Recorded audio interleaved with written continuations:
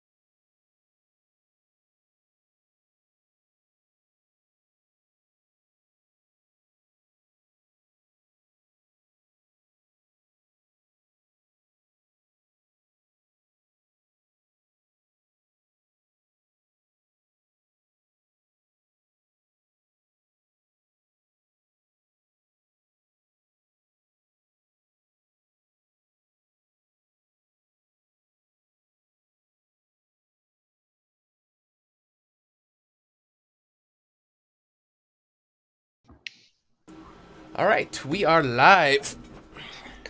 Test the audio real quick. Make sure it's coming through. Hey. Looks like it's.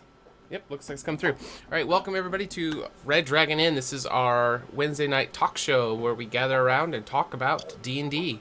I am the normal dungeon master for the Tuesday stream, DM Steelax. My name is Sean Steele. I'm from Idaho. Go around the table and let everybody introduce themselves, and we'll go from there.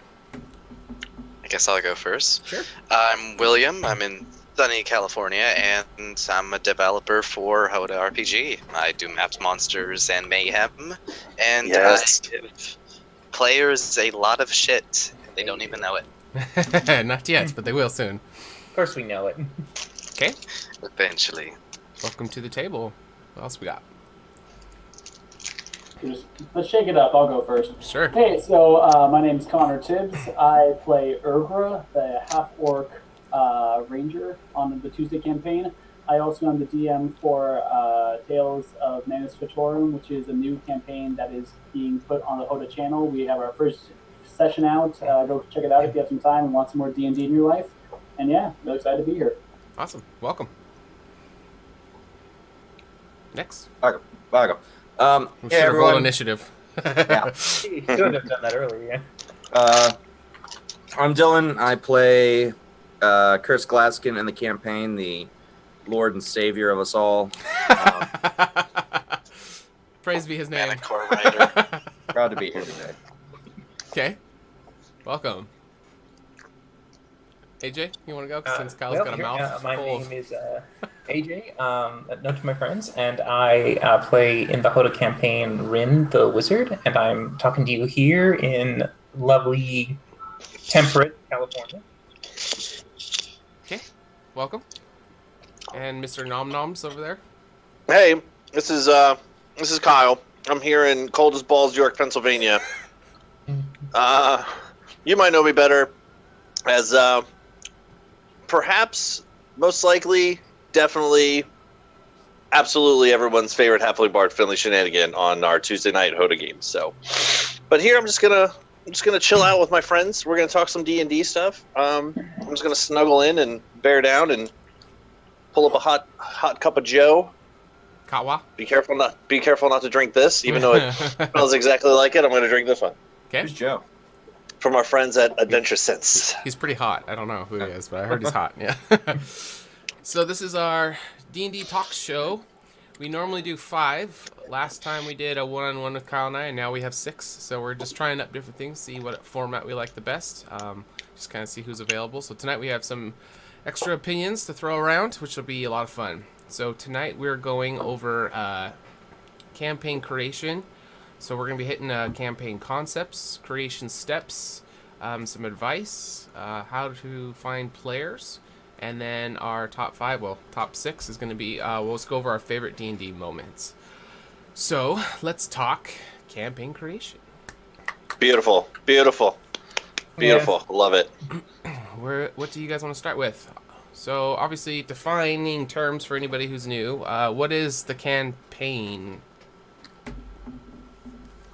So I'd say a campaign is pretty much anything that's more than a one-shot. Sometimes you can have, like, you have your friends and you know that you go kind of like what I did in college is, or what I wish I'd done in college. I didn't play D&D in college. I don't know why I said that. But you can go like plan for like a 6-month semester, and so you can plan for a certain amount of progression in a story. And so that's kind of a campaign. Basically anything more than one individual session, I consider it kind of a campaign with plans to keep on going. That's a campaign. A reoccurring storyline. Recurring characters, that sort of thing. Okay. So, starting a campaign can be really daunting, really difficult for new dungeon masters. So the first part of the character creation, or the campaign creation, is going to be the concept.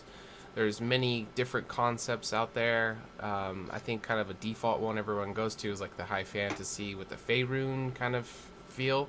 But there's many you can go out there. Some of you guys have run other types of concepts in like world structure, like with steampunk, and Dylan has run some. We talked to that guy last night. What's that one called? World of Darkness. World of Darkness. So there's a bunch of other ones out there. So everybody kind of knows how our world is from watching the show. What are some other campaign concepts that you guys have run into that you want to bring to light? My first one was actually sci-fi. It was the Warhammer 40k ones, which are super complicated. I think the best thing about D&D and making a fantasy concept is there's so much like freeness and the idea, because it's like fantasy. Okay, you got orcs and goblins and princesses and all that shit. With a lot of other systems, it's like within the lore of that thing, or like you have to know so much about it to really like understand the game, and that's why I don't think it's popular either. Okay. One of the few other campaigns that I've run aside from High Fantasy, it's still D&D 5e, but it is also Curse of Strahd, so very much the whole horror aspect. You still have the same classes, like you can be a wizard, you can be a sorcerer, you can be a cleric, fighter, monk, but you're in just a totally very, very themed sort of world of just like horror and everything out of your classic horror tropes and nightmares and just things being a little off, which I actually like Curse of Strahd a lot. It has a very good just world building as far as just like staying on theme and like lots of interchanging plot points and paths that people can take. Okay. Well, I mean, kind of branching off of that, one of the things that you can do, I mean, I guess one of the top two things right off the bat, if we're going to like do the tree here, we're going to play D&D, we're going to play a campaign, right? And you branch down into, I mean, one of the top two things would be if you're going to do more of a homebrew thing or if you're going to follow more of a module kind of thing, right? I mean, you just talked about like Curse of Strahd. Mm-hmm. If I'm not mistaken, a lot of those modules have things where like, this would be running characters levels 1 through 9 or 3 through 12, like that kind of thing, if I'm not mistaken. Yep.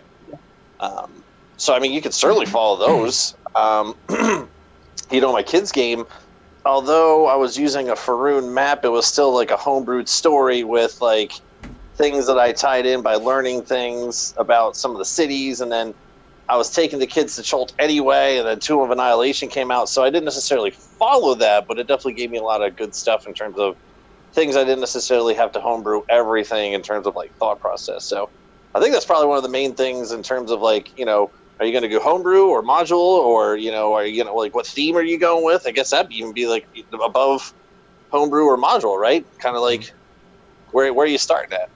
So just to define terms, the module is going to be like a preset campaign that's in a book that's published and you can purchase or download. Or homebrew would be coming up with everything on your own, and then a hybrid is a combination of two, where you take inspirations from modules and change it to make your own.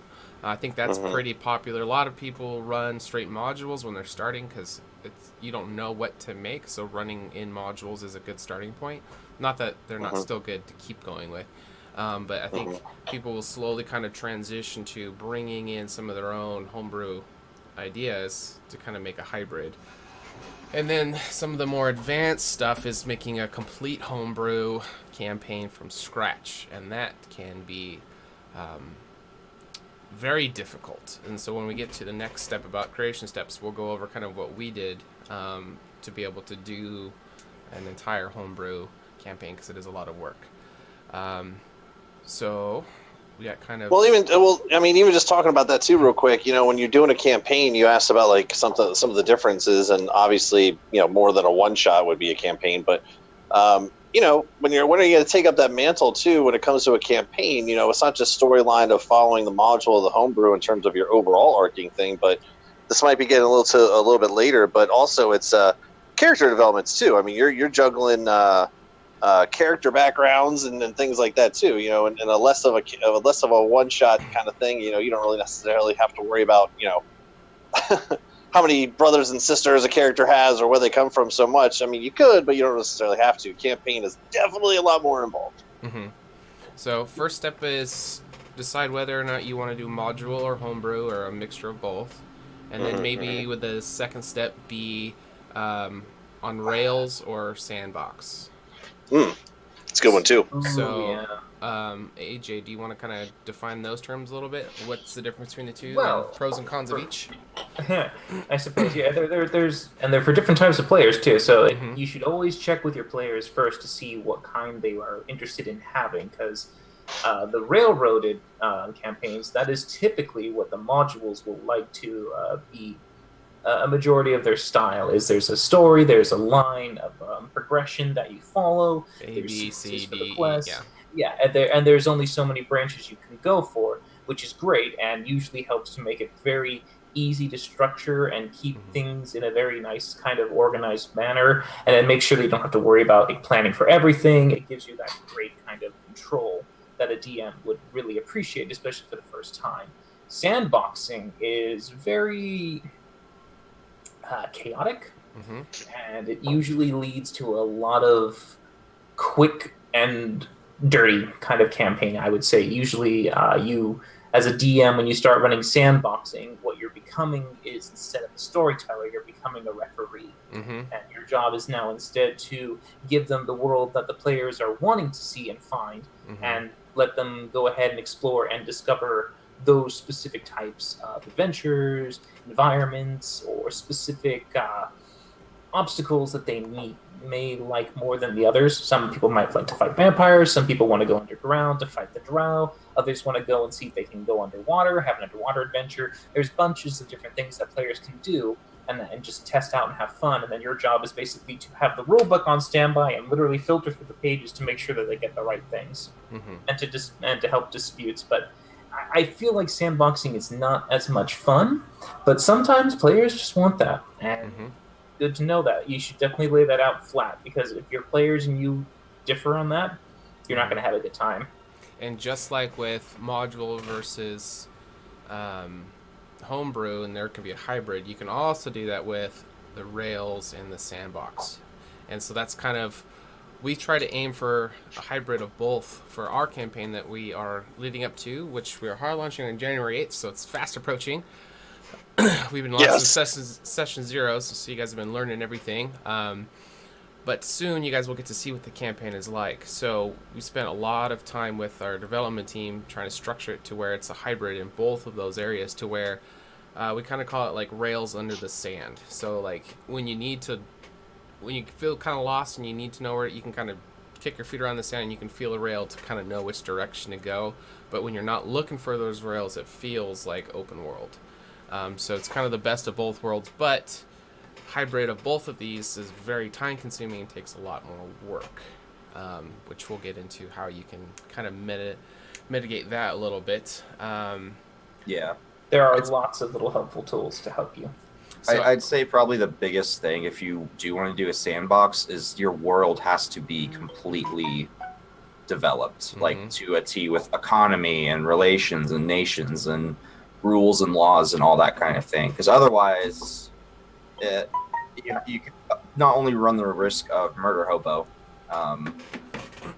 but it's easy to get bored in a sandbox, unless you can give them like an overarching sort of issue or concept that they have to like achieve. That sort of gives them an incentive to do stuff more than just like, well, let's go hunt bounties and look for treasure, which is boring, actually. I will agree with you there, Dylan. Especially, it's better for sandboxes to probably be made in an established world.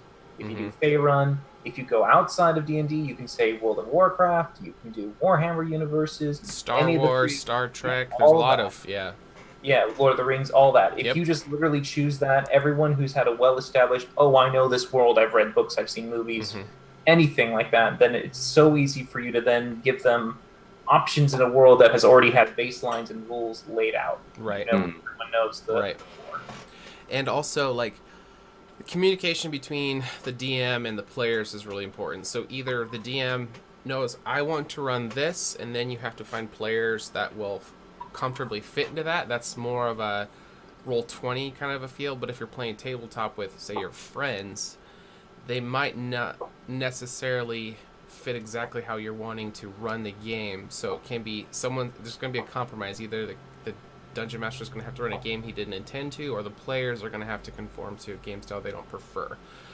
So if you're doing it around the table, it's usually pretty good to communicate with your friends, the players that are going to be there. What kind of game do you guys want? And then try to build the game to suit them, because it's supposed to be about the player's experience, and the players need to be playing in a game type that they are comfortable in, or are going to have fun in. You know what I mean? Like if say somebody doesn't like a lot of RP, and the DM made a game that is heavy RP, they're just not going to have a lot of fun if all they want to do is just sit around and wait to murder hobo.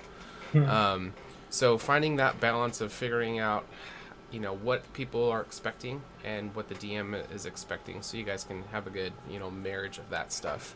That's definitely something to go over while you're still in the precursor stuff. I was also say, for the point of if you want to have a campaign, it's always good to have, I guess, a mix between railroads and sandbox, but have a clear sight of at least chapters of where you're going and points that they have to stop at and they have to work with and people that they have to meet just to move the story along. Okay, so story is a really good point. So we got, do you want to be module or homebrew? Is it going to be on Rails or Sandbox? And then after that, it's going to get into... Someone's picking up a lot of noise. It's going to get into story. So next, I think, would be a good thing to... And you've talked to play... You know what the feel is going to be. Your main storyline. That is going to be the most important part of the campaign. Is what is going to be the... what are they going for? And then after that is structured, then you start working on side story stuff that kind of interweave through it all. So what is some main story concepts that are just kind of tried and true? Example, like rescue the princess, slay the dragon, that kind of stuff, just kind of tropes that work. Now, I'm not saying you have to do that, but what are just some, like, for somebody who's just getting into this and they're trying to, say, create their first campaign, what are some ideas for main storyline aspects? And then we can pick one of those. We'll throw some ideas out, and we'll just kind of do like a little mini mock campaign creation. And then we'll take that example and then make some side quest things, just to kind of show people a process of doing it. So we're gonna do homebrew. We're gonna do a hybrid of on Rails and sandboxy feel. So now we need our main storyline. Let's throw some ideas at, and then we'll kind of decide collectively what we want to do, and let's just kind of make a one-shot, two-shot campaign. I guess the question is, do we want it to be fantasy, or do we want it to be, say, something else in the genres? I would say fantasy is the easiest thing to work with since it is D&D. Yeah. I'll probably stick with that one. Sure. That might make it easier for the conversations. Maybe. I agree. Yeah. And a story hook that I've always found easy to set up and also a good understanding for everyone to know that their players involved with it is, I guess, where they're starting off, at least there's a country or worldwide problem that everyone is experiencing that would push them towards their goal. Okay. One of the other things too, as we're creating this, is I guess once we eventually get to the finding players kind of thing, it might be once towards the end. Is one of the other things that's always fun is that initial session 1. Session 0 is super important. We always talk about that because everything we've talked to up to this point is a lot of that session 0 stuff to make sure everyone's on the same page. Super uber important.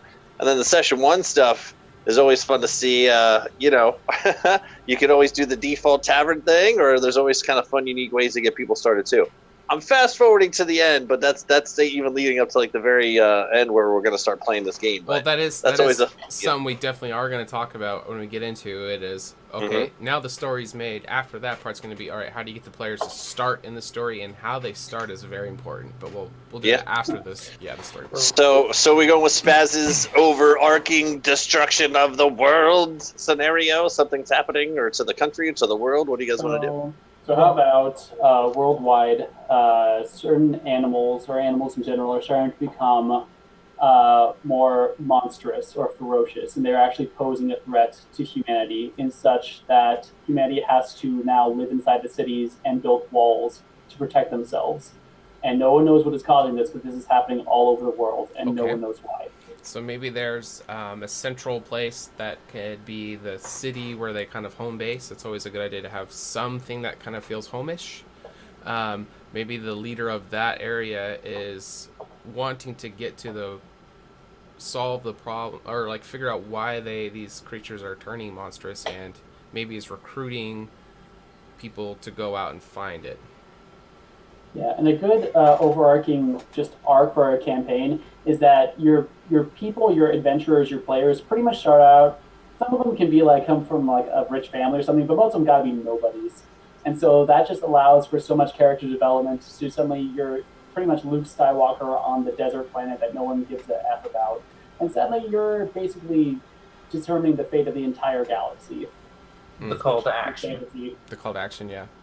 Yeah. So I mean, when I make a story or a campaign, I always like to do the first basic three things is to what's my core rules and world. So we said fantasy, so I'm guessing we're gonna think maybe what kind of fantasy? Are we thinking Lord of the Rings rules, D&D, Faerun rules? yeah, Harry Potter? let's do D&D, 5e. Just to make it simple, more of like a Faerun-y kind of feel. Okay, so yeah, and then the next thing after that is once you got the core rules, then is to go, what's the main plot for the characters? And I always like to go off the rule that there's only 7 story plots in the world, and there's Overcoming the Monster, Rags to Riches, The Quest, Voyage and Return, Comedy, Tragedy, and Rebirth. And whichever one you want your players to go through is going to be the main focus for it. So with Connor's idea, which is great, because I like that it's the world is normal, but now there's the one twist, and this is the one pivotal twist. This is very similar in a lot of modules where they have, like, in the Storm King, there's suddenly a rise of giant activity. Suddenly the giants are disturbed, and you don't know why. In Curse of Strahd, you suddenly find yourself lost in a country that's completely covered in a mystic fog that will kill you if you try to leave. In the, what's the other module that's like so... Oh, the jungle one. The Tomb of Annihilation.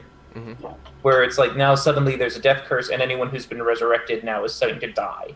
So yeah, there's some big cataclysmic one thing has hit and made a change to the norm.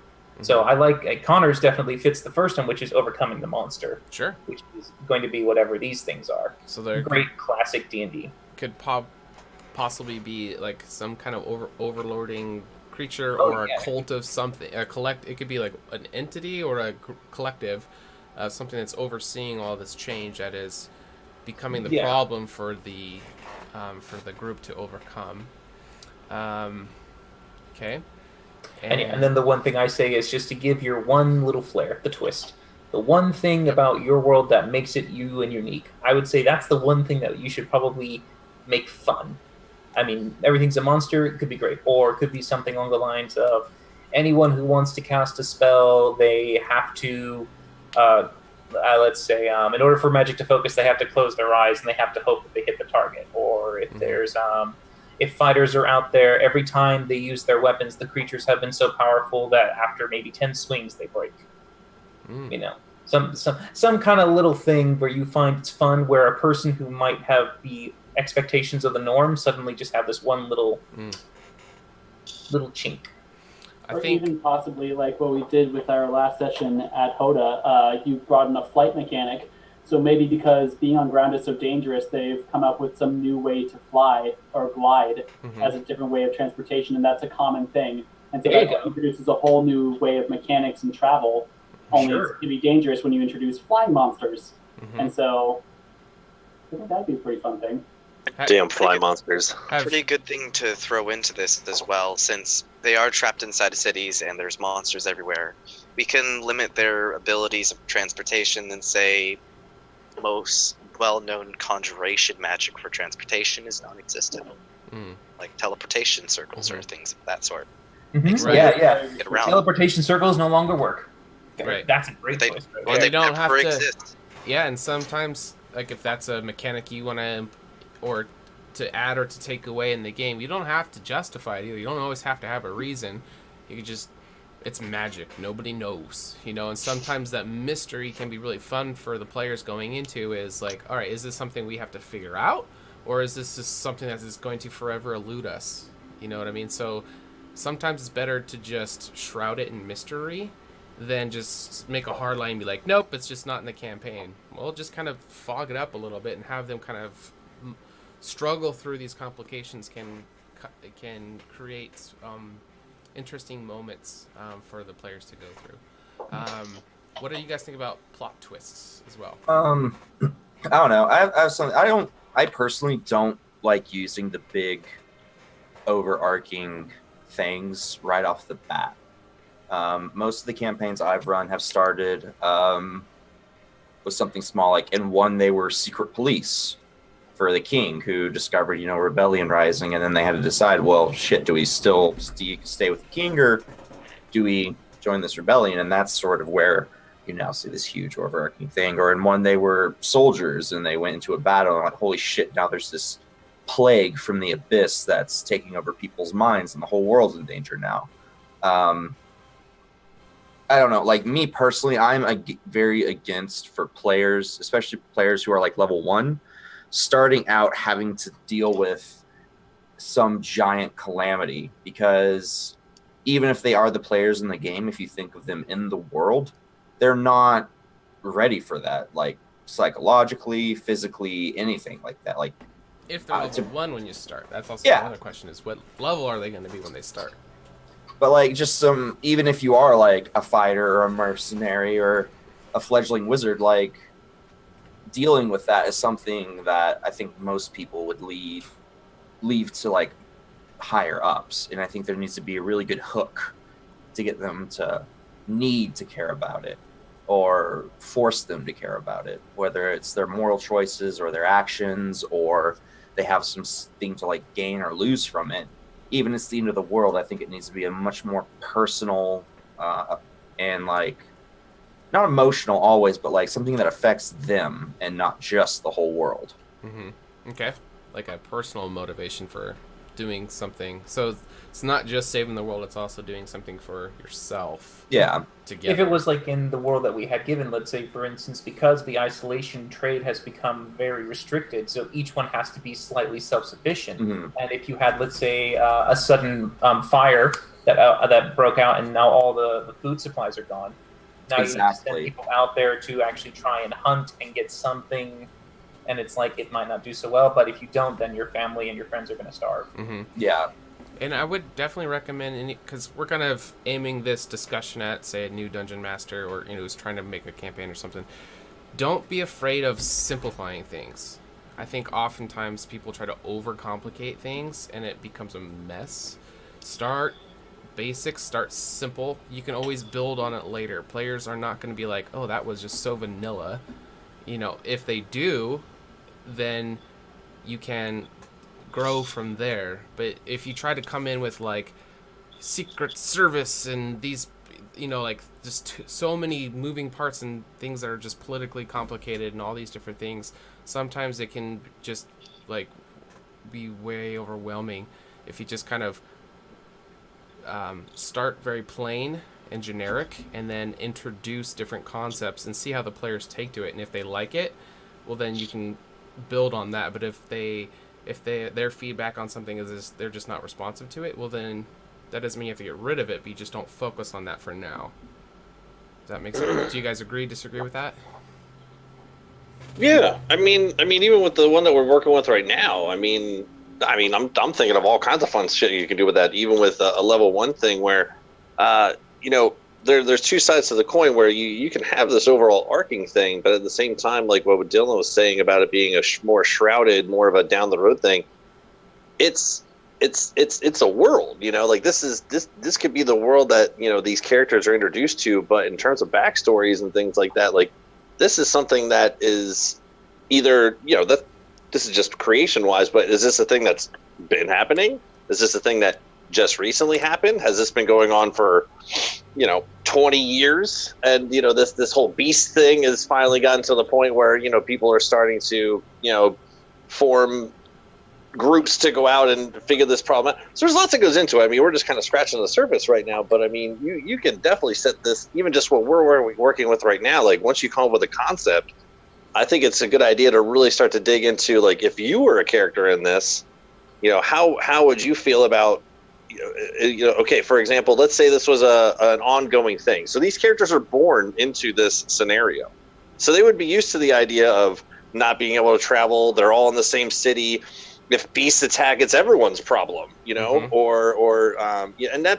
And what's also kind of nice too is one thing I did learn in terms of story arcs and things like that. And I'm really trying to bring the campaign and the characters, they should definitely mingle, and then we'll talk about that at some point.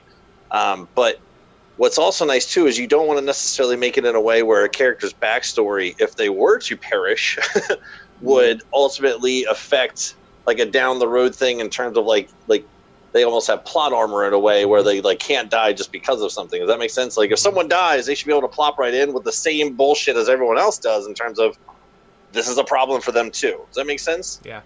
Yeah, that's actually a very important mechanic that you want to talk to your players pretty soon, is that are they okay with re-rolling a new character, or do they want to really stick with their character, really invest in that sort of thing? Mm-hmm. And when I first created my homebrew campaign that I'm doing right now, we were all okay. Like, yeah, we're okay with re-rolling new characters. Then someone died, and it's like, oh, we don't want to lose her. Mm-hmm.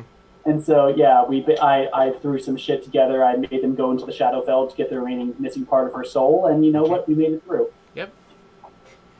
There's definitely to it. Whatever the players are okay, if they're okay with their character dying, don't kill them off. But if they die, then let them mourn it. Make a big deal about the being member, and then introducing a new character. But if, like you said, if people are invested and they don't want to.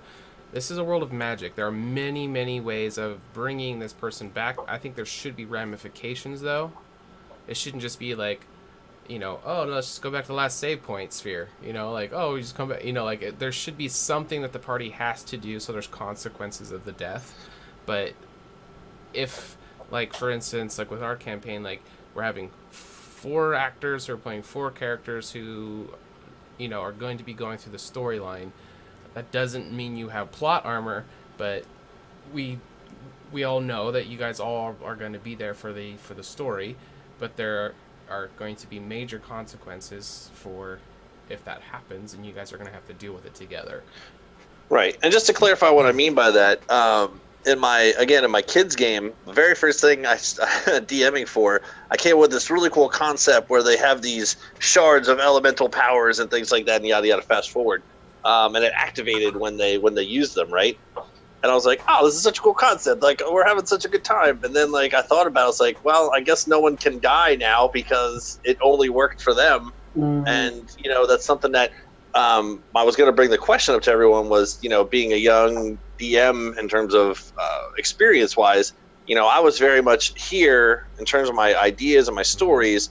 I might have thought endgame-ish stuff in terms of like who they're going to fight and bad guys and things, but I didn't think about that kind of stuff. So do you guys, as a question, do you guys feel it's okay to start at here, maybe have an end concept and work towards it? Or do you think it's actually better to have your end concept and really have that thing flushed out and maybe work your way backwards so that, you kind of cover all the loopholes as you go? Because some people like to do it both ways. Mm-hmm. I find that, and this is something we sort of skipped over, is that when, say you're a new dungeon master and you want to start a campaign, like you've seen Critical Role, you've seen some other really successful and long, multiple year running campaign, you're like, I want to do that.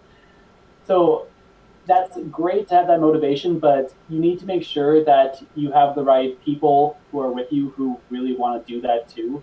Mm-hmm. Like even for our campaign, HotA, you guys had the 4 people, but then one person didn't work out, and so we had to adjust. Mm-hmm. And so putting in all that work, a lot of stuff had to be upended and replaced with replacements of me as the new character. Mm-hmm. And so it's almost better to just, I think, to maybe run a handful of sessions, because that also gives you an idea, because more often than not these days, people are doing more and more of this online. So you're doing it with people you've never played with before. You don't know these people. Mm-hmm. And so you get a feel for their styles. You see what parts of the one shots that you do they like. Like this person really freaking likes to go shopping and barter and haggle. And so you'll give them more opportunities for that, which you probably hadn't thought of that before in your original creation of your entire freaking world. And so before you go out and create an entire universe, maybe find your players first and see where they shine, where they enjoy themselves and that sort of thing. That's what I have found works really well. And I would also highly recommend stealing ideas from your favorite books, your favorite TV shows, your favorite movies. Watch other D&D streamers and take those ideas. Like, don't shy away from stealing idea. Like, even if it is a blatant copy and paste, try to put your own flavor onto it, but it's fine. It is totally okay. If something has worked, it'll work again.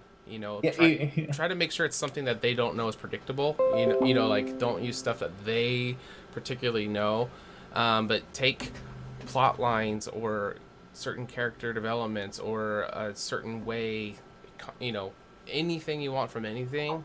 That's what this whole thing is until you get to the point where you're able to come up with everything on your own.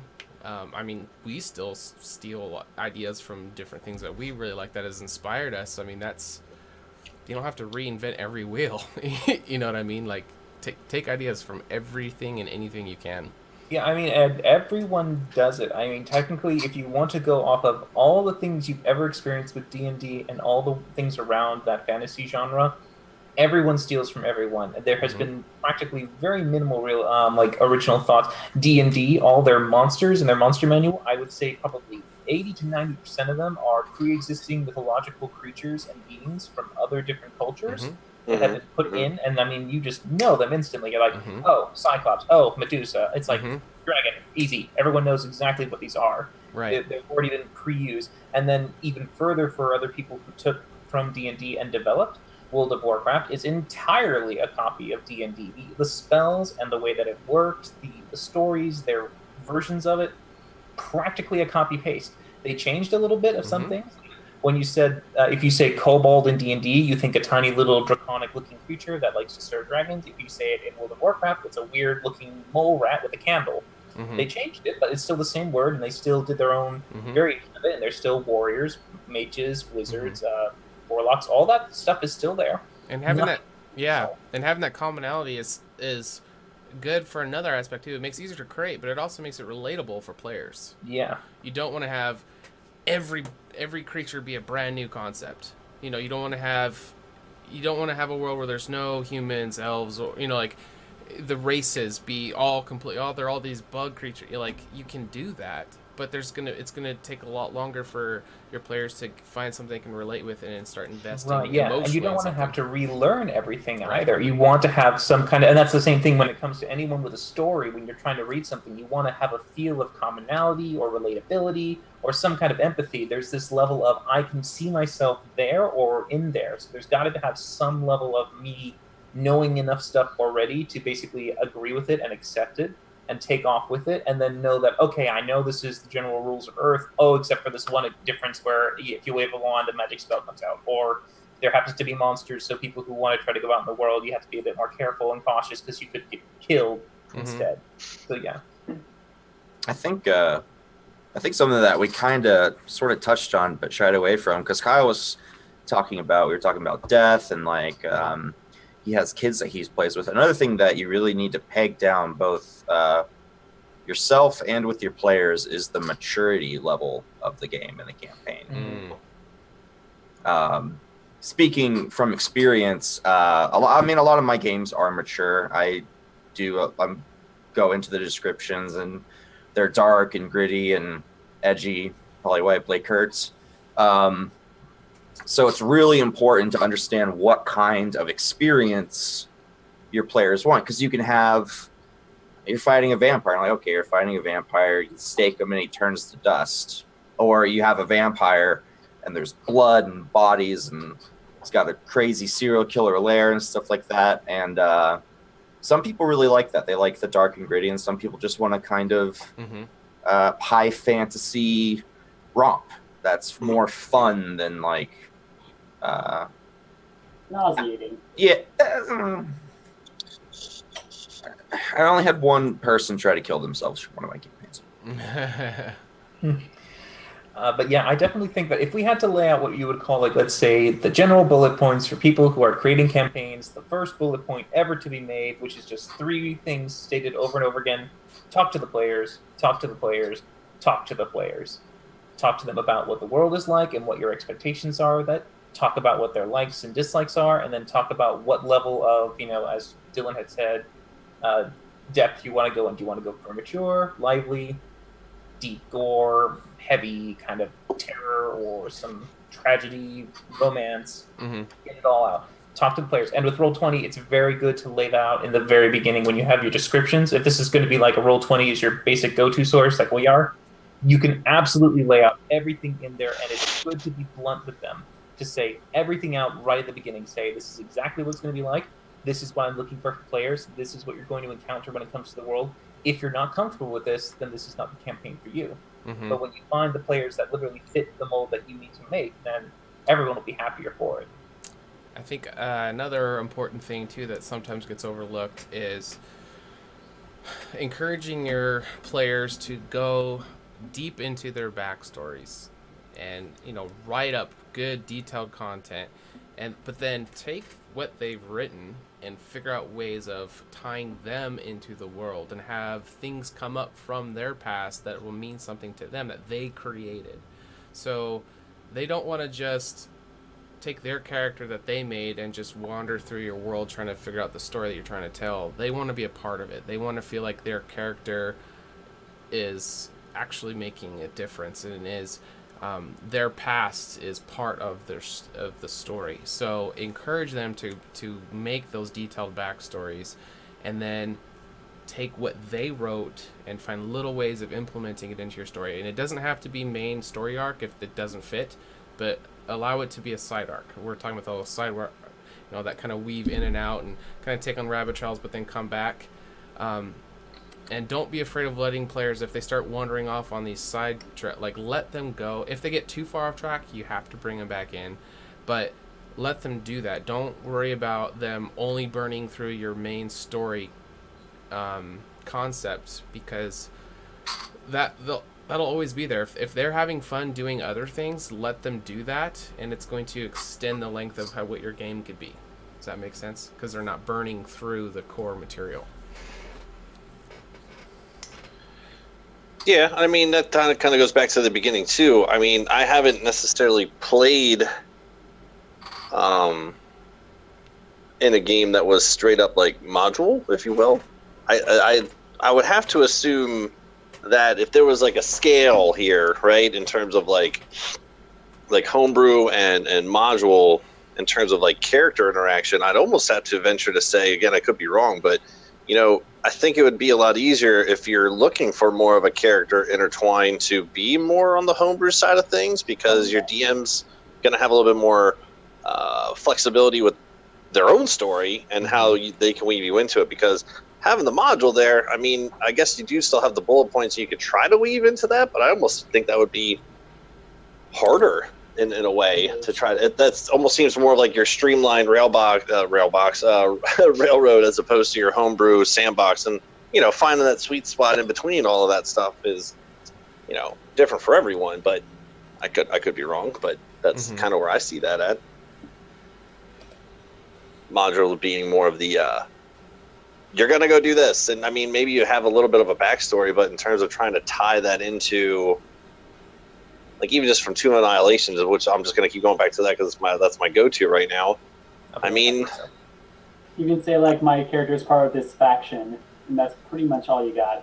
Yeah, because I mean, for the most part, it's all just on Schultz, man. It's all just for the most part on the island and stuff. But and if you go away from that and somewhere else, like with our story here that we were making with the creatures attacking cities and stuff, I mean, you can have all kinds of different, my family was killed by beasts on trying to transport goods between cities. There's my tie-in. And someone else is yeah, I used to have a dog and it ran away and now he, terrorizes the city there's my tie-in. I don't know. I'm just making up stuff on the fly here, but it's yeah, I feel like there's definitely a little bit more of a character tie-in homebrew capacity as compared to modular, railroady. With the modular having the tie-ins, you can do it, but it's got to be more of the players figure out a way for their backstory to fit into the module. Right, that's a good point. Anything that's a good I point. want, you fit it in. It's more of I got to conform to the module's setting. Yeah. So it can be done. It's just the take on it. But thought process is different. Yeah. I did want to clarify though when you were talking earlier about, the Rails sandbox and the module versus homebrew. Just because it's homebrew doesn't mean it's going to be open sandbox. Some people who homebrew stuff, it's actually more on Rails than, say, a module. because they get so locked in their story and their idea of what the players should do. There's no freedom of veering from that at all. So Sure. it can be Sure. on rails on either side. Sure. That's a good point. So let's get back to our pretend campaign. So first session, we have our players. My first thing is like keeping in theme with Dylan. Like they're not going to be trying to solve this gigantic problem in the first session. Like they are going to be leaving the city just maybe even a mile to pick mangoes. Pick mangoes? That is their first adventure. Yeah, like maybe they're just part of one of these new teams that like, hey, we gotta go get food. Yeah. So you group the players together because the players being together is important as well. Like they have to have a reason to be around each other. Mm-hmm. So say they're put into like a 5-man team, and yeah, they got to go to this known orchard and get some fucking mangoes. And then, but they on the way they get attacked by monstrous honey badgers. Honey badgers don't give a fuck. NPC gets taken. They gotta go save the NPC and get the mangoes and get back. Boom, done. Mm-hmm. You know, could be something that simple. Yeah, or even again, just to make them your characters special above like the normal foraging team.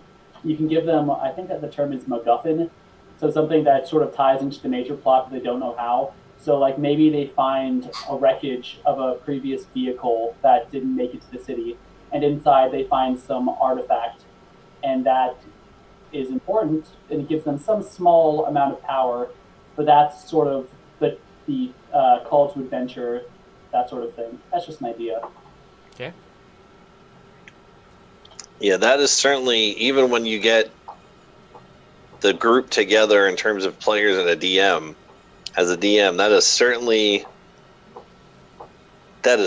a tricky pickle, isn't it? When you can still have them go on this one thing together and think like, yes, okay, great. But now what? Like once they solve that, like is there enough there that they're like, oh man, we worked really good together. We should adventure. Like that's super if that happens. But at the same time, like you can have some really creative ways with it. Have some of the people already together before the game starts. That's something you could always talk about too. Like pre-coupling some people. My Monday game did that. We have 6 players and everyone was in 2s. So I mean, it kind of auto groups you to 2 people, to another person, and then through the story of what happened, we were like, hey, we're actually not that bad of a team, and we're all going the same direction, interestingly enough. Or, just something silly like that. But that is certainly, like, once you get them together, you're pretty good. But that's certainly a creation concept. I think that's what we have on here, right? Creation steps. That is certainly on there somewhere in terms of how to get the gang to stay together. Getting together in the first part might not be so difficult. You can still lots of ways to get that to happen. But in terms of setting the glue, I think does anyone have any fun ways that got people to set glue with groups? I usually make them travel a distance. So like you say that. They found this NPC and then they found this amulet and they're like, oh, well, shit. Then they bring it to like the town lord or whatever. He's like, well, I need the guards here. Here, I'll give you this money or these extra rations if you go take this to this other town and get someone there who's a specialist to take a look at it. And that way they're all invested because they all have to go together essentially to take this amulet and get the money. Okay. Yeah, I like that because, like, you can say like because of the isolation, the economy is like shit, and so this is more money than anyone else has seen, and no one's going to going to risk their lives for this food. Either money or like extra rations or something like that. If we're talking about like a food crisis and stuff like that. Like maybe some of the players have families and like, well, shit, I have to go because my family needs this extra food. Or maybe I can sell this food since I don't need it and make a shit ton of money. What do you guys think about the difference of, like, players are going through this certain quest, and then it's coming to a conclusion, and then they're going to be doing the next one, do you guys like having a hard transition, or do you like there to be a little bit of overlap? Like, say they're 80% through this quest and they start hearing bits about something else, but they have to finish what they're doing. But then going on to the next one, they already have a little bit of information or talking to an NPC, or they have the item they need to, like having a little transition period makes it more fluid. Which do you guys prefer for quest progression? When first starting off, I usually how I work with it is they continue the first quest and they usually get it done, and they go to more of a, I wouldn't say it's a safe place where they would usually commune, and they would hear a couple of rumors going back and forth, or something runs into them. Something's probably a bad way of saying it, but kind of a push or a shove, a very obvious hook for them to bite onto. Mm-hmm. And get pulled into the story a little bit more. It's usually how I go about it. Okay. Yeah, I mean, at the beginning, I would agree with Spaz in that giving railroads is just a very good comfort thing.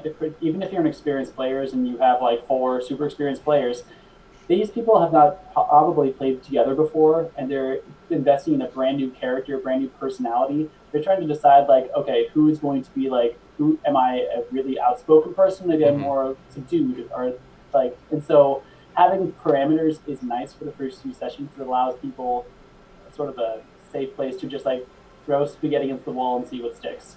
Okay. And I have found a lot of success with like for instance with the Session 0 stuff. You guys have been trying to get back to Candoria proper to help Lilash. Like, you guys want to do it because you spent so much time with her, and that's something but it's always been like always just out of reach, but it's given you kind of a direction to work towards. So you guys are always, as long as I could throw anything at you, like any options, but one of them gets you a little bit closer to Candoria proper, that's kind of where you guys making your decisions to. So it's a kind of a good way to guide players too, with like, if there's something that they're always working towards, dangle that carrot. It's not that they're never going to get there, but you don't have to get them there right when they want to get there. You can drag it out, and there's going to be other things that are coming, and it's sometimes they're going to be like, oh, like we just want to get there, or like you guys have been always in caverns and all these caves and everything, and it's like, ugh. But having, if it was these caves but nothing else after it to be working towards, it'd make it even worse. But having something that's like, okay, we got to get through this thing we don't want to do because of this thing that we're pursuing. So always having something out there that's just out of reach, no matter what it is, whether it be main storyline or an NPC or an item or a monster, anything, having something that they are working towards will make anything you throw at them more like they're going to want to stay together because they're working towards a goal together. Does that make sense? Yeah. I do like doing the sort of, not hard stop, but I do like if it's like a big quest that they just did, like a long overarching like 10 session thing that they finally just did. Yeah, they can do some little stuff in the meantime, but I kind of do like to give them a little rest period to like calm down and like sort of either go develop their characters or something like that. If they're just sort of getting towards that quest, or have just finished these sort of minor like, I don't know what, not a quest, but like endeavors, and then yeah, I do like blending them all together and be like, yeah, you can do this, or this, but you know, it'll get done when you guys get it done, but you can get some good shit out of it. What do you guys think about the illusion of choices for players? Because obviously, how you present it to the players, if it's a good illusion, they actually think they have free choice. Versus, like, say, you need them to do a certain thing, but coming up with a creative way of presenting fake options to where they feel like they're having a little bit of say in it? Or do you think it should just be, like, this is what you're doing? Well, I mean, it sort of gets back to the whole sandbox thing. So imagine, like, if we are talking to a new DM and your players say that, okay, we're going to go to this castle. And you're like, okay. and this is the week before, so you got the whole week, let's say, to prep the castle. You got your NPCs, you got maybe a few plot points, you got your major adventure, and then the players get to the castle and they're like, nah, we don't like this, we're gonna go somewhere else. And so it's just like, well, this is what I have prepared, so if you guys want to play this week, you're going to the fucking castle. Mm-hmm. And so, specifically for new DMs, like, hopefully your players work with you, because you're putting in more work than they are usually. Mm-hmm. And so just calmly explain to them that this is what I have prepared. And in some cases, that's all you had time for. You didn't have time to build 8 different cities for them to explore. But that is a shitty feeling as a player. Be like, no, this is what we're in we want to go do this. We don't want to do that. That doesn't interest us. We don't have a reason to go there. And the DM's like, well, that's all I had prepared. I've heard complaints about that before for different things. We're just like, that's like, yeah, if that's all you have prepared, that's obviously what we're going to do. But that completely breaks that intimate moment with the story. It just becomes, we're playing a game. Right. Like, so that's, I understand most people only, they barely plan above their their players. We all have real lives and it gets really busy. But I think it'd be better to take a few weeks off, get extra stuff made, so when you come back, there is other things that you can pull from. Because having that moment where the players are like, we want to do this, and you're like, no, God says fate is this way. That really rips the creative flow for it.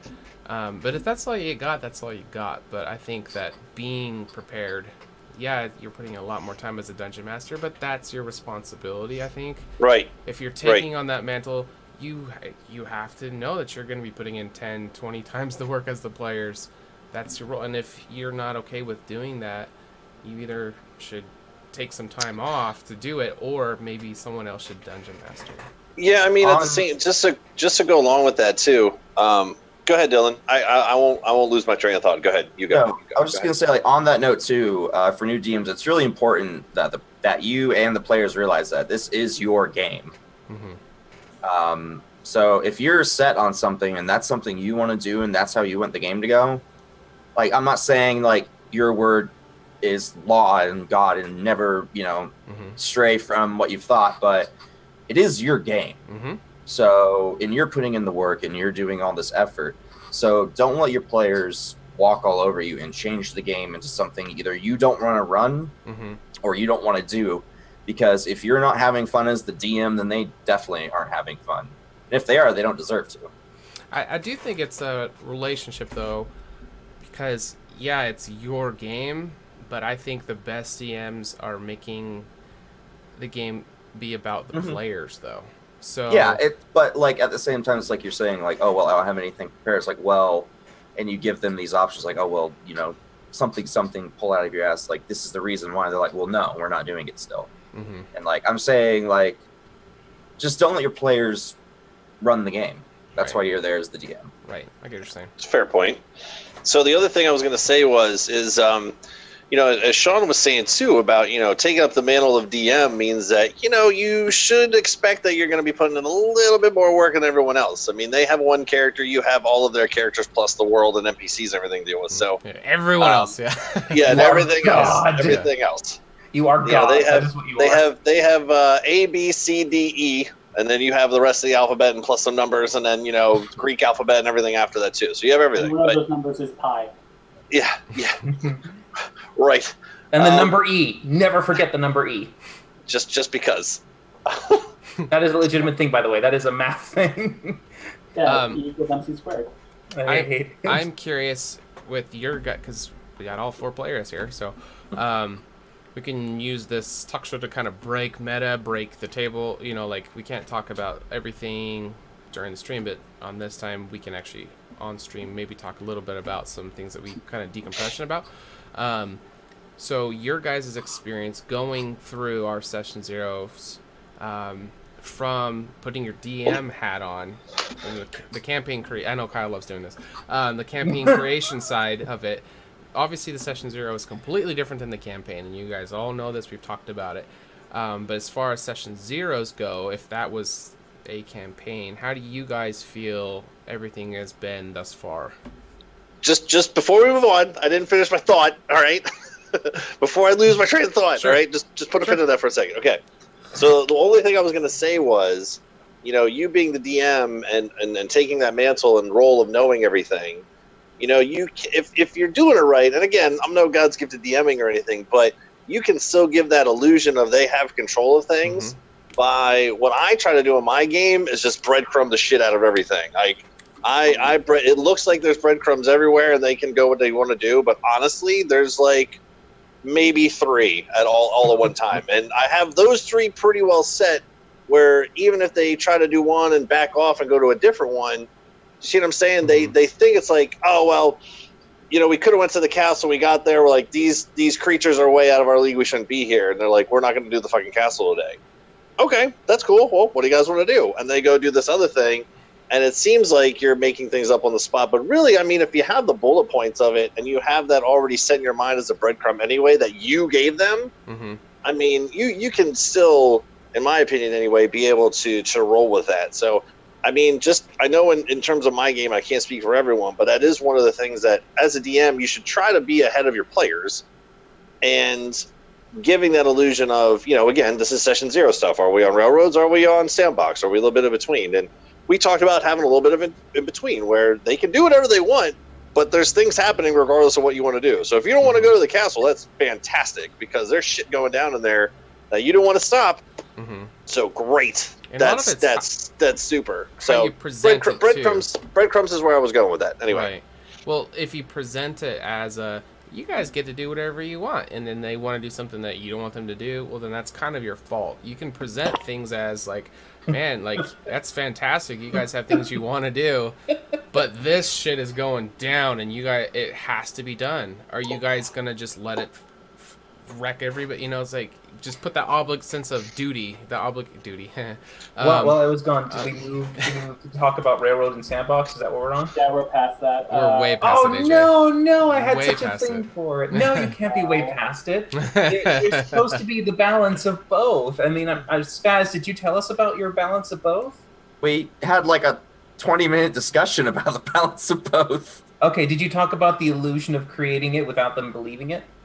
That's what Kyle was finishing up with. Yeah, the whole where it's like you create a story, you create Madam Mim, and Madam Mim is going to be here no matter where you go. If you go to the swamp, there's Madam Mim. If you go to the mountains, there she is again. If you go down to like the city, there she is one more time. Right. Like, they're destined to hit Madam Mim no matter where they go. Right. The illusion of choice, yeah. Yes. Yeah. Oh, okay, good. Okay, good. So you guys, you're experts. You know what to do. You're all good. Do we pass, AJ? I want to make sure someone at least. I gotta admit, we didn't use Madam Mim, but yeah, I think the point was there. Touche. We did not use that specifically, but I think everything else we nailed that. Yeah. Yeah, but Sean was just talking about how do we, since we have all 4 players, how do we feel about how session 0 has gone as far as a mixture of on the rails versus choice versus. Putting the DM hat on, not as a player. This is DM to DMs. Oh, so we're supposed to criticize you now? Okay. Whatever you want. I'm just curious feedback. Yeah. Right into criticism. We're secretly right back to interviews. Right back to it. Everyone tell each other what you hate about the other person. No. Okay. All right. Let's just do the first part. Why don't each one of us do, on a scale of 1 to 10, how would you rate Sean as a DM for the session 0? And just say a number. Well, I mean that's huge. Are we talking beginning or current? That's a big difference. Big difference, yeah. there is session 0, and you can say you could say started at a level whatever and became a level whatever. That works That's too. fair. Yeah, but I mean, I think that should be the first start, and then we can give our general understanding. Bring it on. I'm ready. I think I should go last because my name starts with an A. I'll go first. Wait, what? Good. I guess I'll go first since my name starts with a W, and that's farther down the alphabet. Okay. I would say Sean kind of started out as a 3, 1 through 10. Now has definitely picked up to a 7. Okay. Just because he was a little bit patchy and slow in the beginning, and he didn't quite get on track, and he had a certain thing set up, but now he's more fluent, and he's better now, and he actually does voices, surprisingly. As he was like, no voices. Okay. But yeah. Now, fair. Kay would That's come next with the Kyle, but he's muted, and I don't know if that's him frozen with a hoodie, or is that like a different hoodie that's there? I think he's frozen. I don't see anything moving in his. Can you hear us, Kyle? He's muted, so he wouldn't be able to hear. He's dead. I'll go Kyle next. who? Never heard of him. Next. I would. Yeah, I'd agree with William for the starting point would be 3. And it's just because, I mean, a big part of it was just how much you had to deal with and how much you were kind of like on the spot. Oh, I have to run up all these things and just learning Roll20 and OBS and Twitch. So we're doing so much that you had never done before. So yeah, the story kind of took a bit of a backseat. More currently, I would say, I'll give you a 6. And I would say, I mean, and we'll get into why later, but I have reasons. Okay. Yeah, I'll basically go on the same thing. Yeah, from the beginning, I would say a 2 or 3, maybe possibly 3 or 4, in that kind of broad bracket, because it was definitely you getting the feel for it, and there wasn't much character NPC kind of roleplay immersion for you as the DM. But in the middle, you got more and more comfortable with doing that, and you started to get even more comfortable not only with putting yourself into the world as another like player, in a sense, as an NPC player, but you also had gotten more confident in your rules. Even if you made like a mistake or a blunder, you still kept going with it, which is great. So instead of hesitating and backtracking, you're just like, just this one, just keep going, and kind of getting that feel for how to make a game continue in its good progression, where the story stays strong, and even if we miss some details, it still holds. So I think you improved up to that, where you definitely got to 7 or 8, probably, yeah. Okay. Dylan. You're muted, Dylan. Yeah. All right. I mean, you guys are kind of dicks. I was gonna go with like starting off at like a 5, now doing it like 2, 3. Like Jesus fuck. All right, whatever. No. It's okay. I can take it. I'd say 5 to an 8. I mean, I'm not gonna go into detail reiterating what everyone else has said. Yeah. But I think a lot of the issues in the beginning were also our fault and the team's fault from our experience and performance as well. So, but I think we've all grown in that respect. So, yeah. What are... Message file. Yeah, he's gone. I'm here. Oh, he's here. Oh, He's back. He's here. Yes. Hurrah. Yeah, so everyone can stop talking about me. Have you been hearing our conversation about us rating Sean beginning session 0 versus end of session 0 as a DM? No, I the missus gave me a ring there and it like clicked me over. Gotcha. So, but yeah, so we just told Sean how amazing he is, right? He is just It was the opposite. the best. It was the opposite, actually. We were using a 1-to-10 ratio, 1 being bad, 10 being superb. Yeah, these guys are kind of dicks, honestly. And like, Well, they're being honest. That's okay. Room for growth. I'm just honest. Yeah, but no, they're being honest. No, I mean, in our decompressions, we've actually mentioned that numerous times that Sean has gotten tremendously better since the beginning. And But what number would you give it at the beginning versus where it is now, where we're getting ready to transition to the actual campaign? like fair numbers, I'd say like when we first started, like a 6.75, and now you're at like an 8.53. How's I that? didn't hear our numbers. Yeah, That's their numbers were like 1s, and then now it's There like were a 3. no 1s. Wow, tough room. Yeah, it's Tough crowd. It's yeah, okay. no, that's what I was saying. I was like listening. I'm like, damn. Yeah. No, I think Sean's definitely got, and we talk about it all the time too. Like, you know, doing voices, explaining the rooms a little more, and like just yeses and nopes and yeses. And no, I mean, and that's things even like myself when I have my DM on Wednesdays, like I'm always asking feedback from the players and my internal reviews of myself, just making sure that that's what makes it fun for everyone, is making sure that you're always trying to get a little bit better. Well, the reason why I brought that up was to reinforce session zeros and decompressions at the end. That is humongous help if you're being a DM, especially if you're new and you don't know what you're doing, your version of how you think everything's going in their minds and the reality of what's going on in theirs can be drastically different. And if you don't create an environment of where they can tell you those things, like if you just have me like, you guys show up, you play, you have fun, and then we all go home, you're never going to grow. So I have developed immensely because of the feedback from these guys and from my dev team. So that is the reason why I brought that up. Is if you're looking at creating a campaign and you're newer, that's kind of what we've geared this as. Do session zeros, and that's going to be stuff before the actual story starts, so everybody can kind of get a feel of stuff and you can give feedback for each other. And then decompressions at the end of your sessions will immensely help you to get better at being a DM or a player. So, I mean, moving on here, we've talked about our own little world that we've been developing here. Have we moved on to like the character interjections and the plot weaves and things, or we still have our overall arc of beasts starting to take over the world? Why don't we move on to, is finding characters next or finding your players? Finding players, yeah, that's why I did that little thing, was because it was advice. Is there any other advice, general advices you guys have? Or are we still on the world creation?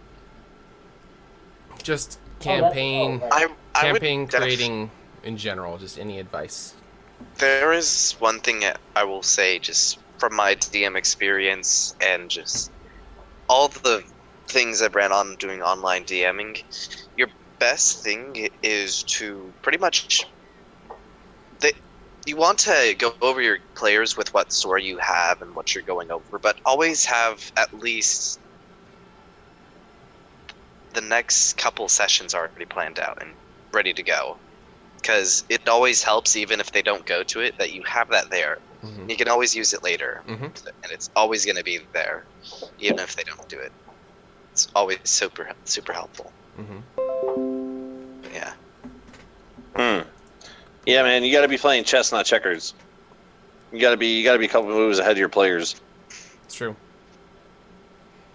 Well, you don't have to, but it's going to make the experience suffer, I think. Well, that kind of goes to something I mentioned a little bit earlier about, I don't know if anyone really ever, answered it. You as a DM, or you as other DMs that you know, or just personal experience, or other people telling you, do you, or if you've done this, would you try the other way of, do you feel more comfortable as your DM of, so I know my end bad guy is this, just for whatever sake of purposes, but do you feel easier to, be in the moment here, maybe have some ideas of some spider webs that are coming out different directions, and whichever way we go, you'll fill it out as you go? Or do you like having, this is the final thing, no matter how many characters die along the way and who we end up with? But here's where we end, and here's all the, and kind of weave and funnel your way back down to where they are now. So you kind of already have everything mapped out. It's just a matter of what tree they take to get down there. Does that make sense? Yeah. So for my current campaign, the Manusfectorium project, I did not. I had a one-shot planned when I did it with my guys, and we just kind of grew from there. And eventually, just as I found like new things that they were interested in, like I would just, as Kyle does, just throw breadcrumbs everywhere, and I found out where they walked. And so now I do have my overarching villain. They have no idea who or what it is, but I've been able to take in ties with things they've done in even session 1, and it is all connected, which makes me feel really achieved. But really, session 1, I had no idea who the fucking level 20 villain / final battle would be. And I feel that word has worked really well for me. Yeah, I mean, no, that's fine, because, in my game, I have, like, in terms of, like, overall ending, it's maybe at, 40%. Like, I have a basic focus and formulation of it, but in terms of, like, how it's going to all get there, I don't have a clue. I'm more in the other one that I said where, I'm kind of here with the group, and, if we're here at base camp, I have, like, maybe 4 or 5 different things that they can do. And of those 4 or 5 things, they're probably 60% done. It just depends on which one they pick. to do, I'll flush it out as we go and figure out the rest as we go. But if they pull back and do a different one, I'm still 60% in that direction. Is that kind of making a little bit more sense what I'm saying? Yeah. I think it just comes down to, like, is there a specific amount of time everyone is planning on playing for, like the campaign duration, or is it just we're all having fun, we're getting together, we're playing, we're still having fun, so we're gonna still keep playing, and then when it doesn't work out, it'll resolve. That's one approach, and that's not a bad way. But like how I came into the story that we're just about to actually start was like, it was very planned out. Got a whole development team who the whole story is going to be planned. And it came out with like estimations of, okay, all this stuff is planned. It'll take probably this much time, it's going to be, a year and a half, maybe 2-year campaign. And not everybody can just sit down at a table and be like, all right, in 2 years, we're all going to still be here playing this game together. That's a good point. More like 2.5 to 3 for some of us. Yeah, so, who knows? Who knows how it's going to be.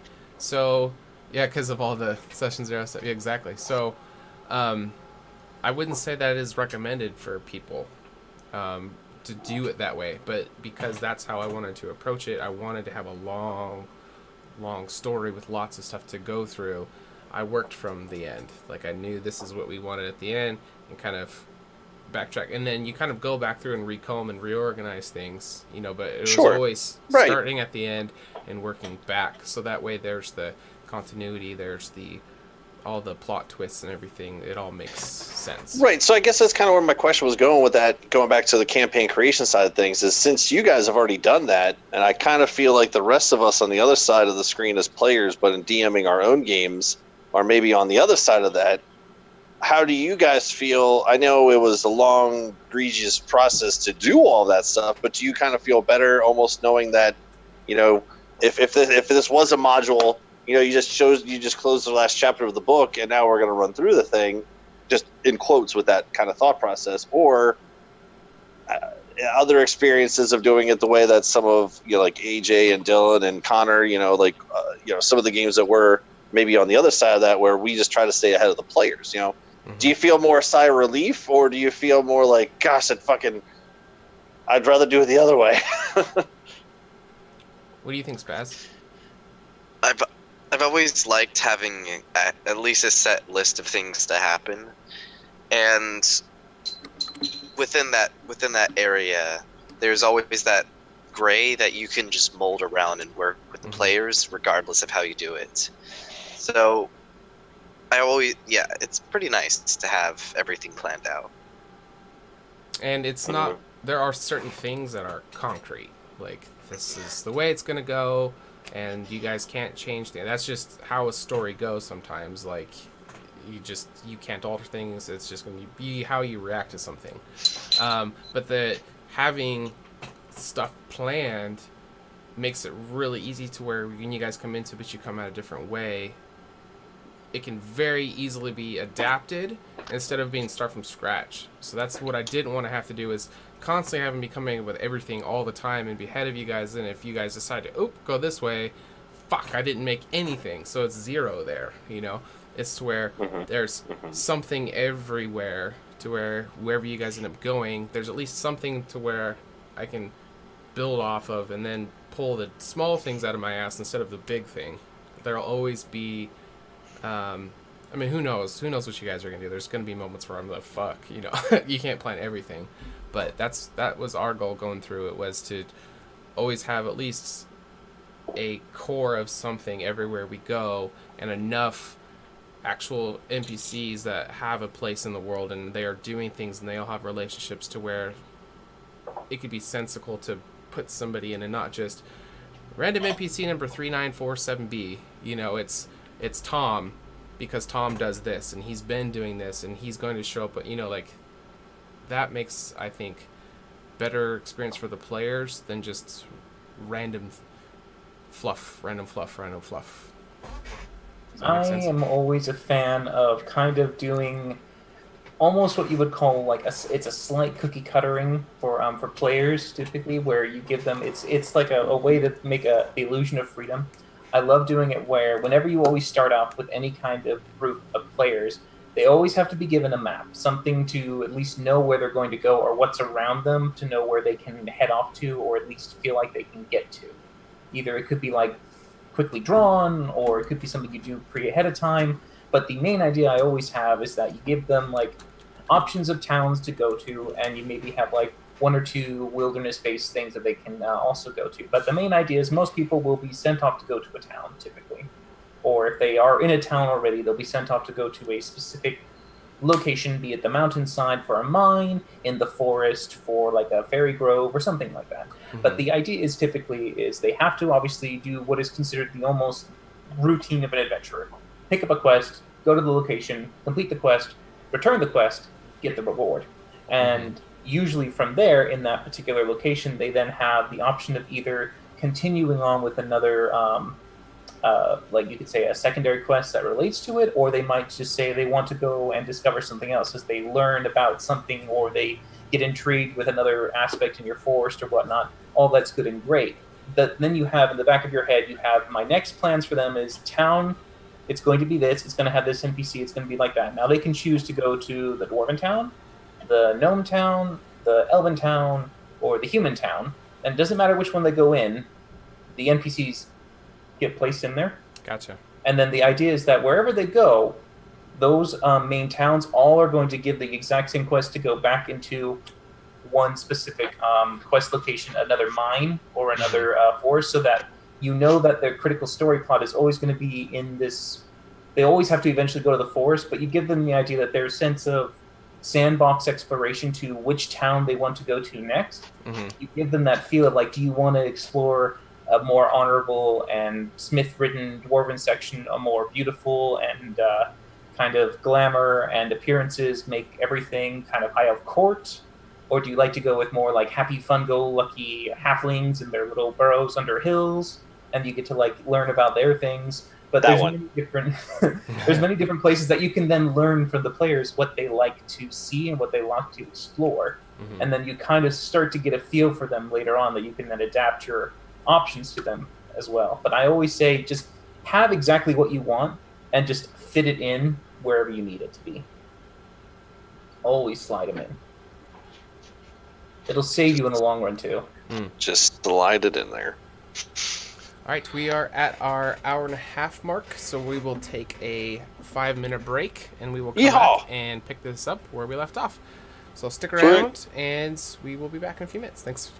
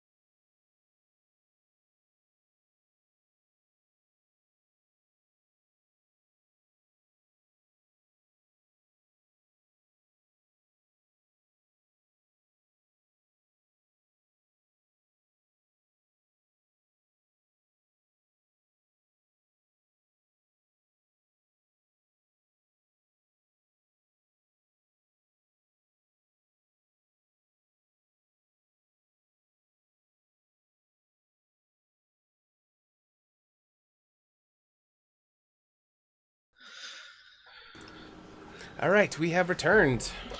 Hey. So this is Red Dragon Inn. This is our D&D talk show, and the topic for tonight is campaign creation. We've been talking about campaign concepts, creation steps, advice. We haven't talked about finding players, and we'll end it with our favorite D&D moments. But we also are looking for if there's anything in the chat you guys want to talk about as far as campaigns go, as far as creating them or running them or anything like that. So if you guys have any questions, throw them up in there. We'll try to catch them and read them and talk about them. Okay. So, on the vein of campaign creation, what do you guys want to talk about? I thought we were getting to character finding. Finding players? Yeah. Sure, we can go there. Let's do it. What method? Okay, so we use Roll20, and that's where I found all of you guys. So we can talk about that. But then there's also Kyle and I kind of brushed on this on a previous RDI. I think Kyle's been here for every RDI, haven't you? I'm just in it to win it, man. I'm just RDI in my blood. Yeah, we talked about like the difficulty sometimes of finding players and getting the table going and people leaving. So we can actually brush on that too. But what are some methods for the different ways of playing, whether it be around the table with your friends or with looking for people on Roll20? So should we start with the in-person or the more electronic version of things? Whichever one you want. Whichever one your heart desires. All right, let's do Roll20 since we're all at least familiar with that one. So Roll20 is a website that basically you can not only, it facilitates your D&D game, allowing you to upload maps and all of these handouts and character tokens and all this fun stuff that you see us do in our games. But it also has basically a notice board for new campaigns and people who are looking for players. And so that is how we all found Sean, or Sean found us, however you want to say it. And we found each other. Destiny brought us together. We were talking even a little bit about in the last portion about it being important to nail down what type of campaign you want, be it the high fantasy, steampunk, horror, anything like that. And a few other things such as like how gritty, unrealistic, and possibly scarring you want your campaign to be for your players, as well as character deaths, how you want to deal with that. Do you want to re-roll, or do you want to basically give them some form of plot armor? And so those are things, among other things, that you want to put as a DM, start creating your post for a new game. You want to have that just upfront bullet point, very impossible to miss in your post. Mm-hmm. So let's go over some maybe a possible checklist. People can use some of these things as stuff to put on that looking for a group post. So maybe age. You can't on Roll20. They don't let you discriminate for gender or for race, or they will take your post down. So don't put that on there. If you know, for example, I want 2 female players and 2 male players, for instance. You can't put that in there, but you can take applications of anybody and then select whoever you want. But just so you guys are aware, you will get your thing taken down. But you can say specific ages, because sometimes maturity level is a deal breaker for campaigns. Experience, you guys can jump in here too with any ideas. Sometimes you have games that are geared towards new players only. Sometimes it's for advanced only, and sometimes you want to have a blend or you don't care. So with ours, it was definitely trying to get people who have played 5e, because we have some game mechanics that are going to be very difficult for new people. So we wanted only people who had done that. Connor mentioned talking about if player deaths are okay, the campaign setting. What are some other things that you could put on for looking for players to kind of help? Because you want to get, for the most part, you want to have only people apply who are pre-qualified to run, whatever you're running. You don't want to get a bunch of applications from people who won't fit. So with ours, we're streaming, so people had to have webcams and green screens. So that's something else to think about too. What are some other things to put on there? Time. I would say it would come as an obvious thing, but time. The day of the week and time the game will be played? Yeah. Also frequency. Because I've seen like monthly campaigns, which is very different from. But I've also seen like bi-weekly campaigns, which is like, oh my gosh. But some people only have time for that. Yeah. You know, like they got that kind of lifestyle where it doesn't work. Okay, that's a good one. What else? I do race and class restrictions. So I usually let people know, like, hey, player handbook, races and classes only. Just because there's so many, like, homebrews and this and that and so on and so forth. Like, it's just easier, especially for, like, newer DMs as well. If you don't have all these books and supplements and all this stuff, like, hey, races, classes, spells, player handbook only. Because otherwise your players can like pull out a spell and you're like, what the fuck is that? And they're like, oh, it's Ice Knife and Compendium B of something book. And we're like, oh well, I guess that's right. I think what I told you guys was, as long as it was published, I don't really care. But you guys got to manage your own character sheets, so I don't want to have to double check stuff. Just kind of integrity. Ice Knife, wonderful spell. Or yeah, though. Let's see. What are some other things?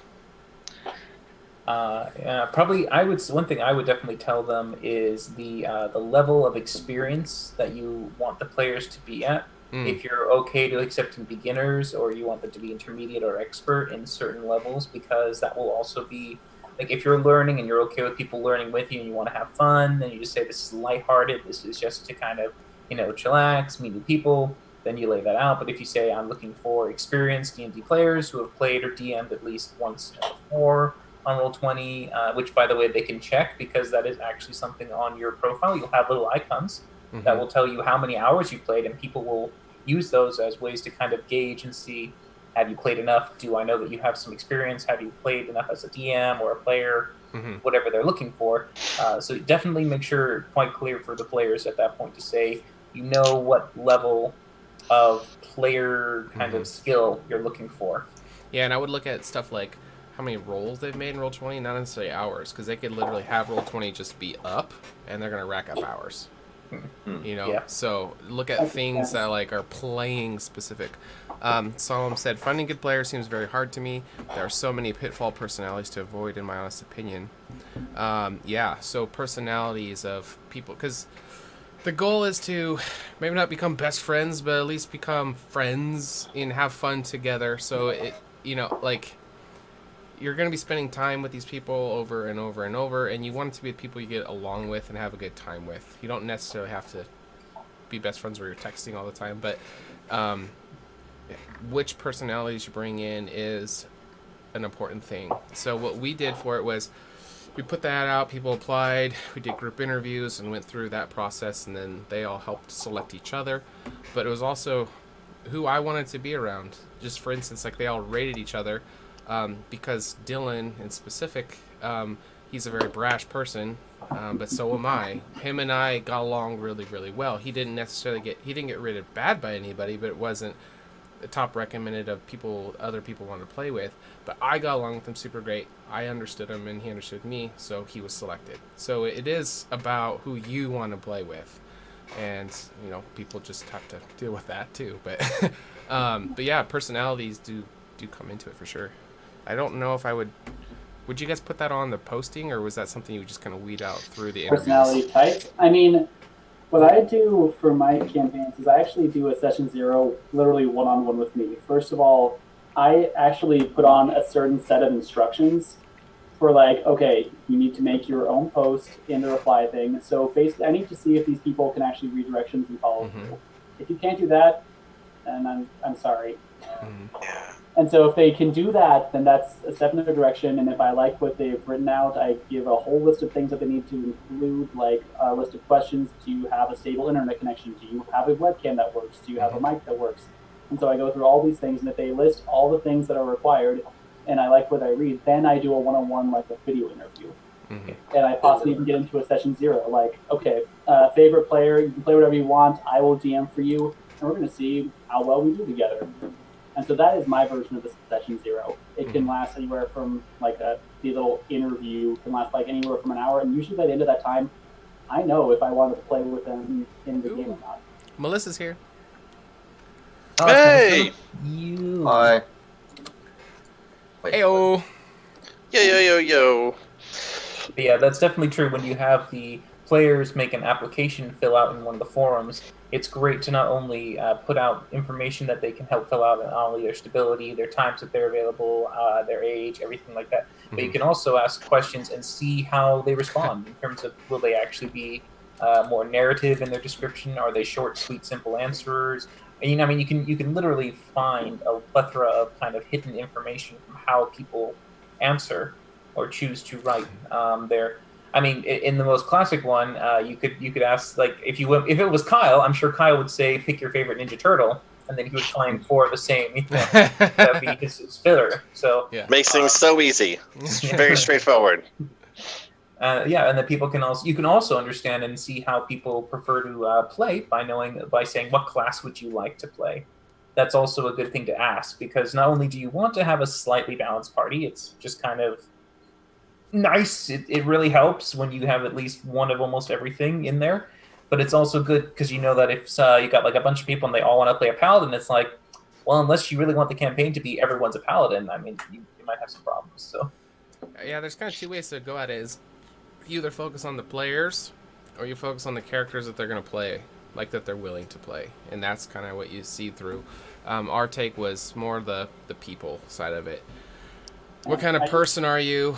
What kind of presence are you going to bring to the table? What kind of presence are you going to bring to the camera? And are you fun to be with? Can you entertain? Can you hold a conversation? Are you a dick? Like a little bit being of a dick is okay, but Little bit of dick's all right. A little bit of dick is Just the tip. I think I speak for all the real ones. You should go balls deep. If you're gonna go in, you're gonna go all the way. Just be a straight up. Yep. Straight up dick then. Straight up, exactly. Yeah. Are we still Nothing talking about Own it. D&D, or are we talking about something else? Just own it. Just own it all the I don't way. know, You know what D&D stands for, right? Dice and dicks. So if anybody is new to the channel, this is Red Dragon Inn. This is our D&D talk show. We are talking about campaign creation. We're just going through all the different stuff. And right now we're talking about the woes of finding players and the pitfalls, and just talking about maybe ways of helping out you guys in finding players. All right, so we kind of talked about on Roll20. What about around a table? What are some ways to find players for? That's an easier one, but also a harder one, because How when is it you get in easier? person, It's not easier. it's easier if you have people, but if you don't, it's pretty much not. Not everybody's Good at all. popular like you, Spaz. There are Yeah, Spaz with your 10,000 friends. I have literally never played a game of D&D in person or any tabletop Oh. RPG. Really? So Yeah. It's a different flow, I will definitely say. So I've had two ways to do that. One is definitely friends and family. That's one. I've had that. And then the other one is by going to your local games workshop areas and going to either adventure leagues or little specific nights they have set up to teach people and have them kind of learn to enjoy the game that way, either by teaching or by saying, hey, we have experienced players and they're running a module or whatever, you can jump in, and then they will like keep going. Or there's a lot of ways to kind of be introduced into the community that way as well. And you'll be surprised that a lot of people still go to those game shops. I've been to them before, and I've seen tabletop gaming tournaments. I've seen card game tournaments. I've been there for, I've even been to a games workshop before, and I did little mini armies, the Warhammers, and the Warhammer 40Ks, those. So they're there. So you can absolutely do that now. It's very stressful if you're not a social person, and being the first one to come in and standing there while you see people already situated around the table and they look like they're kind of closed off in like a little clique. It seems like it's a little harder to get in there, but just always remember, when you enter a games workshop or any kind of games store, they're all nerds. Everyone in there is one of you. They're all the same. They're all awkward, and they're all just really bad at like socializing. So you are in the same pot. Do not feel like you're an outcast. You are going to be embraced. It's going to happen, and it's going to happen very easily. They're all the I same. think with just podcasts and streaming D&D, like it's slowly becoming much more mainstream, and so people who aren't the traditional garage nerds. You know, I live in mom's basement. The other people who are, you know, from different walks of life who are seeing that this is actually a really fun game to play and wanting to get into it, it is definitely, from my experience from going to those shops, because I have some around me as well, it is definitely more of a melting pot now. Like, it's pretty much everybody who plays is absolutely in love with the game, and they know how much fun it is, and they want everybody to get to experience it. Everybody runs into the problem of how do we get other people to play. So if you go into those places, it doesn't matter if you're a nerd or not. In my experience, it's just they want you to experience it. So if you just get in there, they're going to incorporate you because they're going to want to share their passion with you, and they're going to want to see how you react to it. People love seeing new players coming into it, have no clue what they're doing. They will still want to get you in there and see what your opinions are about D&D. I mean, it's a fantastic game, and I've never met anybody who's tried it who hasn't liked it. It's just getting people to try it. That's the hard part. Is if you want to get the table. If you want to be super sneaky and try to see and kind of like test the waters to see if someone's going to like it and whatnot, one of the best things that happened, and this is the way that I got like some of my family to start going into it, was have them watch Stranger Things and see what their reaction is towards the D&D segments in that Netflix show. Because don't know how, I still have yet to watch it, but for some goddamn reason, I had like 5 of my cousins and my sister watch the show, and they're like, "Can we play D&D now?" I'm like, "Okay, what? What did they do in this movie? What happens in Stranger Things? Why is this so addicting now?" Right. It's literally like 5 minutes of screen time. It's for nothing. the entire series. It's great. But It's apparently, like barely mentioned, yeah, but that's awesome. it's so thrilling. So yeah, I would say D&D's try testing that.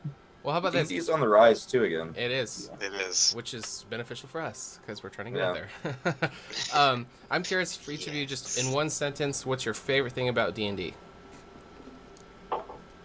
Being a badass. Okay. A different way to have fun with friends. Aww. I know. It's The don't come, but I thought of it and I said it. As the rainbow crosses the screen for Kyle. The more you know. 'Cause knowledge is power. Okay. I like basically being in a video game where the only limits are pretty much my imagination. And the weird rules. I would say bring a fantasy to life. Okay. That would be what it is for me, because it incorporates so much. Storytelling, art, voices, animating, it's everything. Yeah, it's hard to pick just one thing. Obviously, the collaboration's fun, but I think my number one favorite thing is you can do whatever you want to do. And it's so funny seeing new people around the table like, yes, what do you want to do? Well, I don't know. What can I do?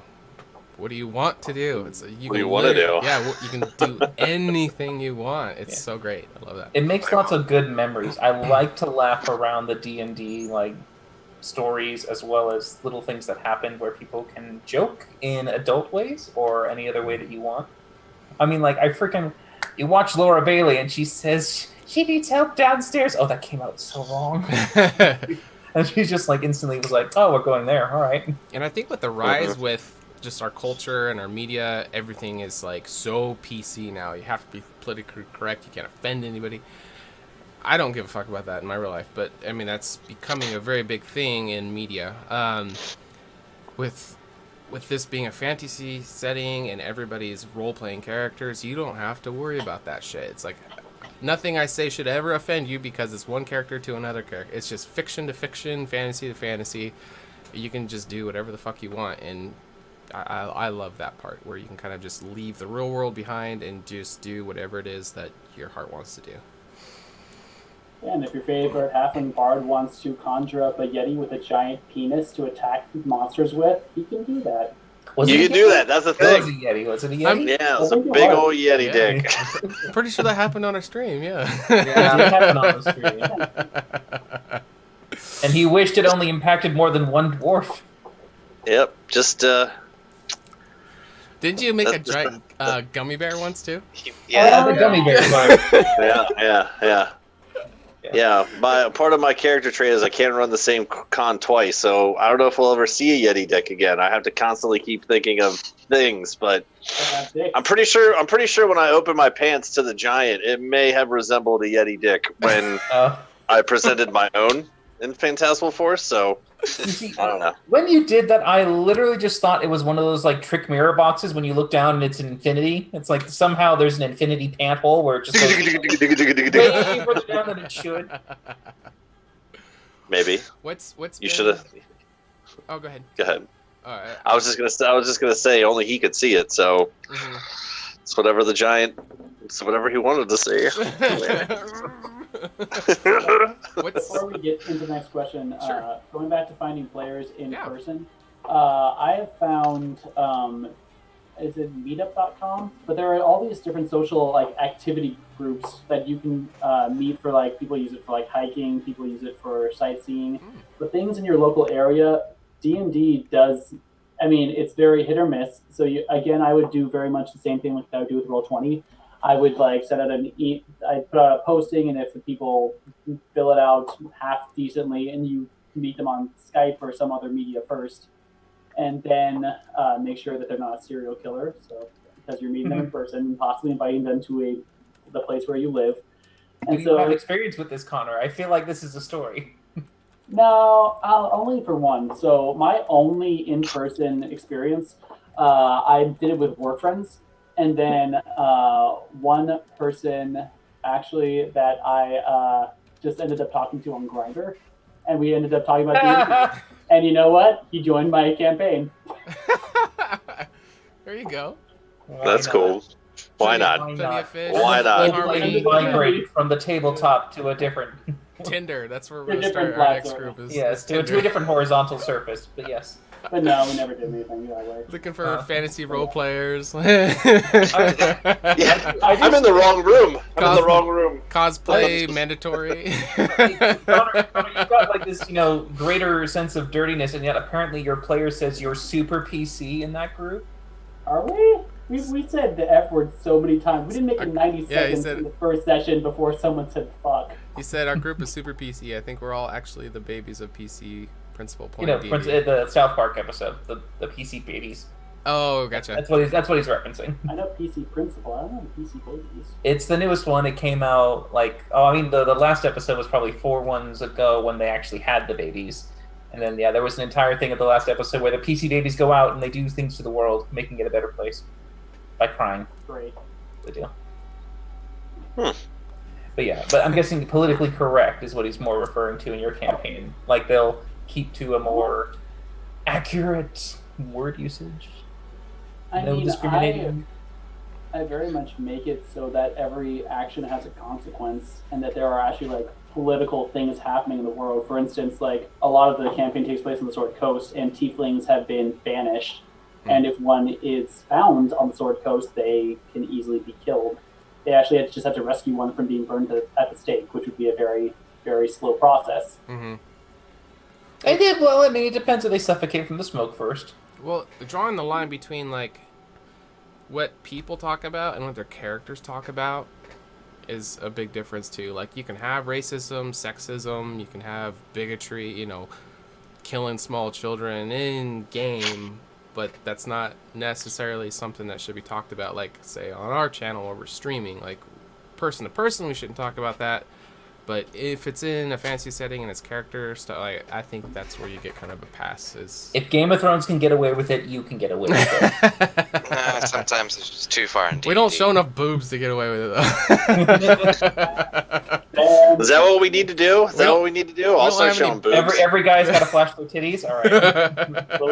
Yeah, Kyle, your time to shine, man. Yeah, here you go. Everyone's favorite. I've got tattoos. It would probably take like Kyle 15 minutes to finally strip all his layers before we finally get to anything. It's fucking cold here, okay? It's cold, man. Like I'm freezing my ass off over here. Here we go. Got a little top boob. There we go. Woo! Yeah. I saw a tat. Melissa said floppy wieners. I can feel our hit counter rising. Ding, ding, what's happening? And channel shut boy. down. Yeah. just like, oh my So god. boobs are okay, but when wieners pop out in Game of Thrones, it's like, oh my god. They do a lot of butts too.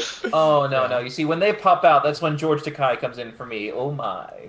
Oh my. Hercules, my. Hercules. It's alright, just wait in the No. summer when it's 100 degrees in my apartment. I'm here in like half of a tank top die. They don't believe in air conditioning in Montana. So campaign creation, am I right? Yeah. Boobs and Dicks. I mean, when God created the universe, He knew there had to be a man and a woman, and they were naked. So why not? Listen, every campaign needs dicks.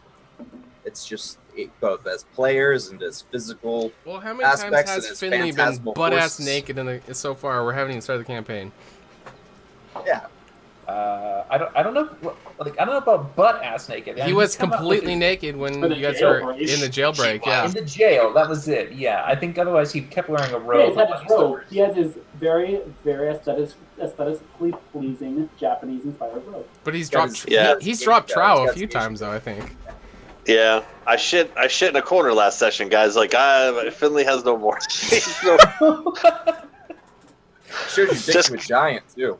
Yeah, just catching everyone else who hasn't caught up yet. It was it. Peach Craig is Melissa, right? Yes. Yeah. Yes. I love Me Too, Melissa. Oh, Narcissus. but That's her oh next name. man, so many good things. Not too many places you can just shit in the corner. Well, I guess I can't really say that I've shit in corners before, but anyway. That's a great part about D&D, right, guys? Just do whatever you want. Whatever you want to do. Yeah. Yeah. John, you had a question that I interrupted you for. Oh, Remember what it was? Oh, because it's similar to our top 5 question, which is favorite D&D moment, but I was wanting to make it more specific to our campaign. What's been the most unexpected moment thus far for you guys? And Spad, since you know stuff I know, but then the players do stuff where it's like, what? So what has been the most unexpected moment, either it be from the storyline or from what each other has done? What is the moment that stands out as, like, caught you off guard? And how did everyone get into D&D? Add that too. Okay. Okay. I'll say for me, one of the first sessions I was in, you guys sent us each a Skype message, I believe, entailing a very vivid dream that each of us had. Oh God. That was like, what the fuck is this? That was a lot. I'm like, what? Okay. And so, I yeah, hope that you all was- liked. I hope you all liked your dreams. They were very nice. They were even like word check and spell check. I appreciated that. The vagueness It was that the came grammar. from Sean afterwards. Grammar. One of you has had a dream. Wait. Yeah. That's And we one didn't of us. even get that far into it in the stream, and I think that first half wasn't even recorded, right? Was it not? Oh my No, I think that God, was- Sean. I Wasn't think that that the one one? was. No, It- that can't be right. It That was. one. The problem is there wasn't much to it. Like, it was literally, I think the only visual part was that Rin was panicking and Kurt's broke, I First guess. ran off, so Urgra Can had Kurt Yeah, break Kurt's any Nurgle more are than he already gone. has? So yeah, Impossible. the only 2 people we even talked about it was Rin and Finley, and it was just And you for a didn't talk brief about it when moment. we got back. Yeah, you guys stopped talking. Yeah. Yeah. Nobody really opened up, which was interesting. Mhm, Even in the mhm. debrief, Is that You guys- I don't know something why we you're should just? surprised. Is that something we should just let float away, or is it something that should resurface? It could come back Oh, if Renly or Finley. Ridley. Rin- Ridley. They have a baby. They make Ridley. I ship it. Let's do it. Oh no, that would be too powerful. Someone's gotta bring it up. I can tell you right now, it's not gonna be Urgra. I think that's where everybody's at. Nobody wants Well, to bring it Finley up. has no problem bringing it up at all. He just whips No. anything out. But that was Yeah, I just whip. Just whatever I feel like whipping out is what I'll just throw at you. As usual. I know Finley explained his, but did Rin really go into depth on it? I think you covered up a couple things, but Yeah. No, Rin went fully in depth for that I one. think he told the whole thing. Yeah, I Yeah. did. Yeah, Finley didn't get a chance, I think, to share his one fully. But I don't know, because halfway through the episode, I sang a song and broke Sean's computer and internet, and it didn't record the whole fucking Yeah, the first whole half. thing Did it crashed. delete everything? Was that what happened? Because it delete? No, wait, that was afterwards. This was No, after. like you have to close out. You have to stop the recording for it to finalize everything. So the file was there, but it was never closed out. So the whole thing was corrupt. That's fine. Yeah, but that was Yeah. that was the episode Yep. prior to this nightmare stuff. The nightmare came after that I crash. think it was, yeah. Because Was it? The song Yeah, 'cause Urger wasn't there. I sang And this a was the song. next session, the morning after we built the board. Yeah. Yeah, I sang a song once we got into town later that session, and I sang a song to make the clones all pause and charmed. Yeah, that was before the nightmare. Yeah. No, it was after. It was after No, the that was nightmare. before. Yeah, the nightmare was in the middle of the forest. Yeah, that- when we got after Yeah, that the was town. after. Well, Because okay. you guys went to the forest after the clones. Oh yeah. After the Clone Wars. Yeah. Yes, the Clone Wars. After the Clone Wars. After Mace Windu. We got them real good. Okay, so we So got. that was my surprising moment, having a freaking Okay. group nightmare. I and mean, then- freaking Dylan had a Super Jedi versus Sith moment right there, like ching ching ching all the way. No one could best the other. for which part? It was when, over. when Kurtz was facing Kurtz, it was like. Oh, You gotcha. see, it ended because Urgra had the high ground. Yes. true. Yes. And also a bow. Always helps. No, it's Always just the helps. high ground. I loved that Obi-Wan Anakin joke that we had going for a long time. Just waiting for that moment to come. That was great. There was actually lava and everything. Yeah. Yeah. But then, so who said the dream? That was Connor. Connor, then how did you start and get into D&D? Okay, I got into D&D via YouTube. YouTube rabbit holes. I eventually got and found some of the old Acquisition Inc. videos where they did it at the big cons. Mhm. And I watched some of them play, and it looked like a lot of fun. I watched all of them. Eventually, I got turned on to Critical Role and watched all those. Didn't have much of a life for a while. Mhm. Getting caught up. And I also follow High Rollers, which is a UK D&D stream, which is a lot of fun. Yep. And for those who watch Critical Role, Mark Shurakuns, who played that half-dragon warlock, I want to say? I forget what her name was. But yeah, he's the DM for that, and it's a lot of fun to watch. And so those are the ones that's how I got into D&D. And I got the books. You referring to I bought them. Was that the blue one with the candles? Blue one with the candle. What are you Yeah. talking about? The guest star, but that was No, that was that was the Irish Gert one. Glaskin or whatever. That was Chris Hardwick as the blue dragonborn with yeah. candles. He's talking about Oh, the chick dragonborn, half sorcerer chick in the Oh, new campaign. her in the season Yeah. 2. Yeah, Yep. season 2. Okay. But yeah, and I got all the books, all the 3 basic books, back when there were only 3 books. Mhm. And I read through them all, and I went to an Adventures League.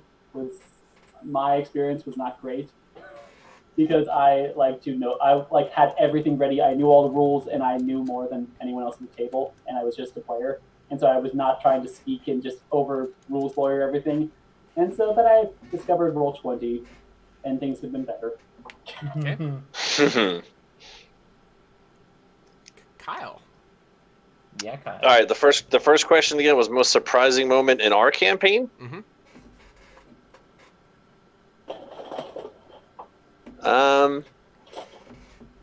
Most surprising.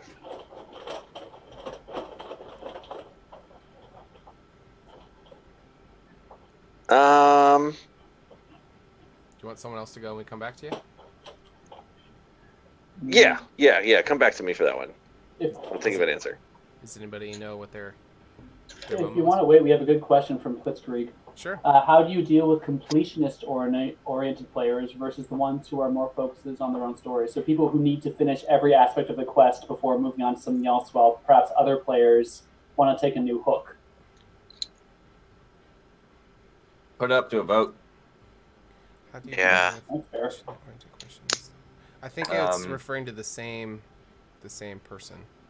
I don't think it's. No. It's how do you deal with completionists? Oh, it is the same thing. It Isn't is the same thing. Yeah. Yeah. She was just. completionist-oriented players, the ones who are more focused on their own stories. I think that comes down to the DM. If your story that the collaborative story everyone's telling isn't as compelling as their own, then that's probably something you need to look at. I don't know who's the DM of that campaign. I don't know if it's Kyle or someone else, but yeah, if people like talking about themselves, that's just a fact about people. They like their own thing. They think their perception on everything is better than everyone else's, just as a whole. So maybe if a DM can figure out a way of integrating their story as kind of like an underlying thing, but have the focus be the main thing, they'll feel compelled to want to be a part of the main story because they're part of it, but they shouldn't be the focus in a collaborative game.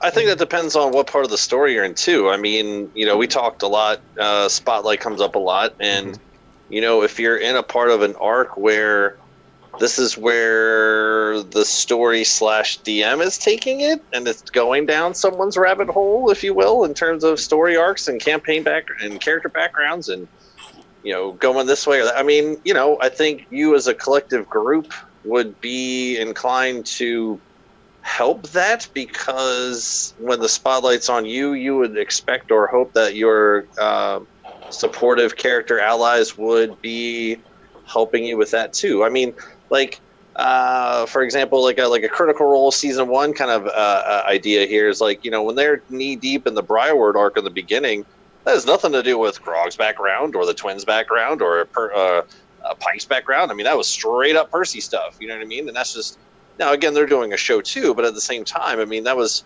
story / background stuff, and everyone was in it because they're a team. You know what I mean? So it's one of those things where, as long as it's acknowledged and respected back and forth, that when the spotlight's on you and it's your background stuff, that they're not trying to steal it from you. I mean, that's completely different than someone who's, if everyone's playing along and realizes when it's their turn to step up and shine into it, and not be a spotlight hog, there's certainly that conversation that needs to happen if that's what's happening. But in terms of when if that's the way the DM's running it, where it's this person's story, this is the way we're going, and this is the way we all go together as a group, I mean, you would almost expect them to kind of take the reins too, if you will, like some maybe NPC conversations or decisions for the group. And when it's not their turn, it's they understand that they support their fellow teammates. But if someone's hogging it in places that's not appropriate, that's probably something that should be a conversation away from the table. Just tell them, hey, this is kind of the general consensus of everybody, and it's kind of pulling away from everyone else's fun. Usually, people will kind of try to reel it back. If they don't, if they keep doing it, sometimes if it's a problem and someone doesn't fix it, maybe you should just leave the table. I mean, if it makes it better for everyone else. One of the things where back in the day when D&D was played with friends, you typically had so much of a repertoire with your friends that you knew who they were, and you had a great understanding, and you had a level of likeness to each other, so that when you had players on the game board playing, you saw them as your friends still. They were literally just avatar embodiments of, John, Bill, Jenny, whoever, and they were all, kind of still friends at that point to group together and go off. And if one person was presented by the DM as a story arc saying, here, follow along and go this way, the other friends are more likely and willing to help out. So it's a great thing to have sometimes when the player can be focused on their story and want to have that level of completion, but there's a time and place for it. And if you have just freshly built people from Roll20 and they're not friends well enough or know each other well enough to allow that to happen, then there's not that level of trust to be given by players and by the DM in turn to say, hey, I know this is what's going on, and I hope you all can trust me that where we're going with this is a good way, and it's going to be essential, and you guys will like where I'm taking you, as opposed to people resenting the DM saying, why are you focusing on this one person? Why can't you just let us all have something together, kind of thing. So it's better if you have it happen later in the game, but it's very difficult to allow early on, especially in a Roll20 startup. So I'd say avoid it if you can. If you really feel like there's a need for it, then you should probably at least go off to the side and tell the other players, hey, I know so-and-so is getting a lot of attention here. I promise you this is only going to be essential for this one particular story point, and each of you will get your time to also be highlighted and idolized, so hang in there. And just telling people and giving them the sympathetic pat on the shoulder saying, I understand, I hear you, and I feel you, that can be just enough to keep them down, kind of go, okay, I see that you're at least reading my waves of irritation or questioning. And a follow-up question, she said, as DMs, you like those type of players? I think we discussed that kind of. It's like, as long as they're not a problem, they're fine. But I prefer them. I would much rather prefer them over the ones who just literally make up a character just to try out for stats, and they don't engage with players or RP. They're just literally like saying, oh, I'm going to try out like a sorcerer warlock level 3, level 4 mix and see how that works. And if I like it, no, I don't like it, let's kill it. And let me try something else. Those ones are not. Yeah, at least they're invested in their character and their story. Yeah, these ones are just invested. Figure out a more productive way of channeling that interest, that energy, into something that's more collaborative instead of internal. Yeah. Have you thought of a moment yet, Kyle?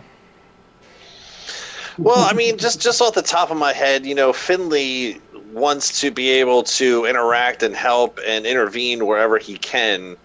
And something that he just can't just puts a chafe in his balls is when those Guardians took Lilash. That was surprising that he just couldn't do more. That was one of those things where it's like surprising / helpless.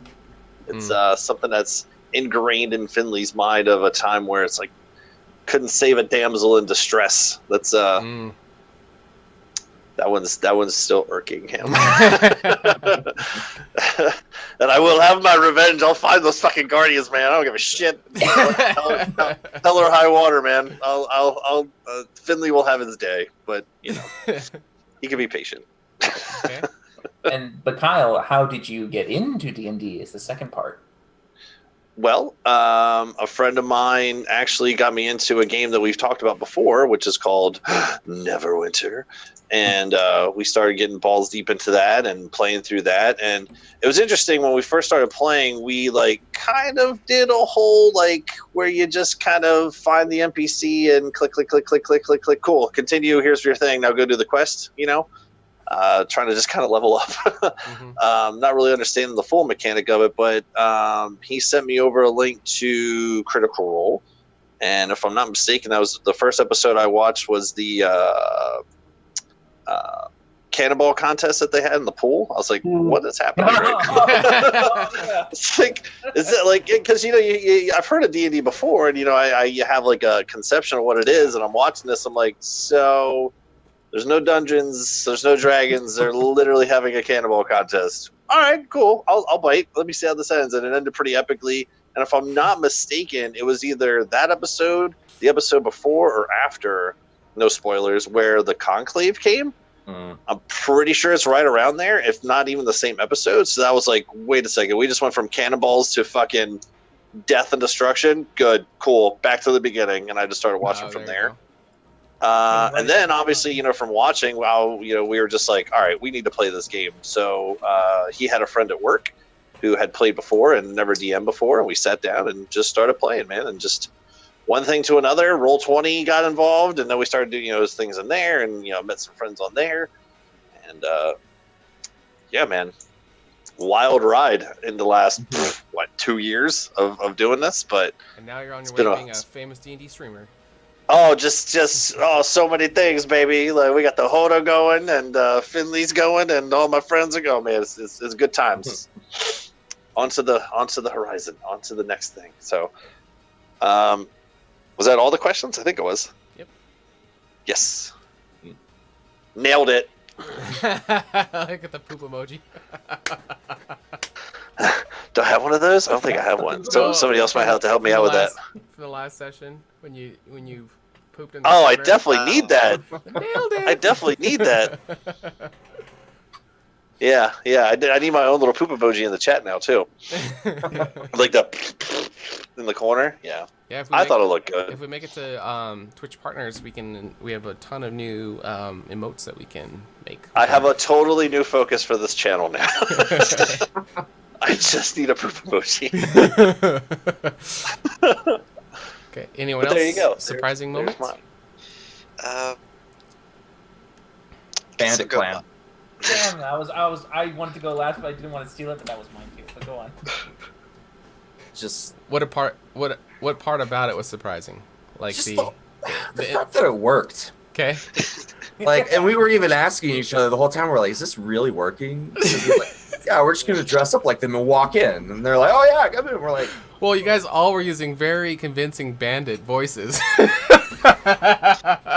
Yeah, man. Not even dressing like them. You guys had a freaking bandana. Yeah. Maybe that's why it didn't jump as me as most surprising, just because I knew it was going to work. I wasn't surprised at all. I knew we were going to crush that thing. But yes, continue. Go on. No, the whole time. And then, like, every time we almost fucked up, it was like we just, like, powered through. Like, oh, no, it's fine. They're like, oh, yeah, I guess it's fine. Like, The greatest threat were the dogs. I think that was the only time we were nearly, like, discovered when the dogs went out. yeah, and I think we threw some, like, jerky at them. We're like, oh, yeah, fuck you guys. And I was like, that fucking worked? Yeah. Very simple. Very, And then the whole sap thing worked as well. And they Yeah. actually... The whole, like, plan just came together. And Yeah. we, like, when we got out, I was just like, there's no way that just fucking worked. Like, And you just killed, like, some guy that was already asleep. Like, I have... yeah, I had to kill one of them. And the stew that you guys fed everybody, and you just got the chest and walked out. Yeah. Poor guy. all good things. All good Bandit things. for life. The bandit Yeah. voices though is so funny. No, like, just after that session, I was just like, Yeah, fuck yeah. Oh, yeah, just rub some dirt in it. What was it, Doug? Is that his name? Doug, I thought you were dead. No, yeah. I'm good. All right. Yeah. Welcome back, Doug. Fuck yeah, guys. Okay, bye. So stupid. Jesus Christ. I love it.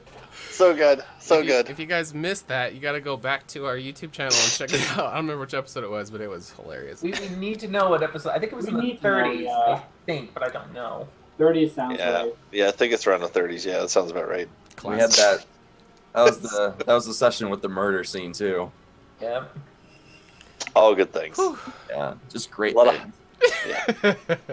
Okay. Yeah, how did you start D&D?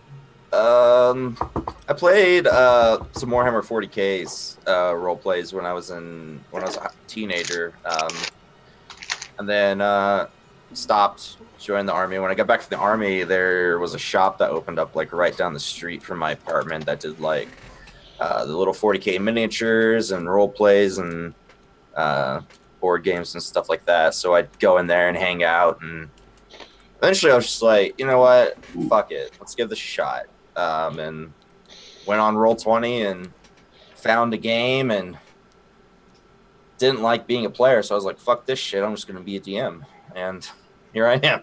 And thus a legacy was born. Okay. Andrew, most surprising moment in the campaign. Oh, yeah. I thought we were going to do spaz before we go. Okay, let's see. Most surprising moment that wasn't Bandit Clan. Okay. One that, like, completely was, like, was when Lilash went headfirst into the water. Oh, at the Banshee First, pool? at that moment, yeah. Yeah, okay. Yeah, that and tied also when Kurtz jumped the lava.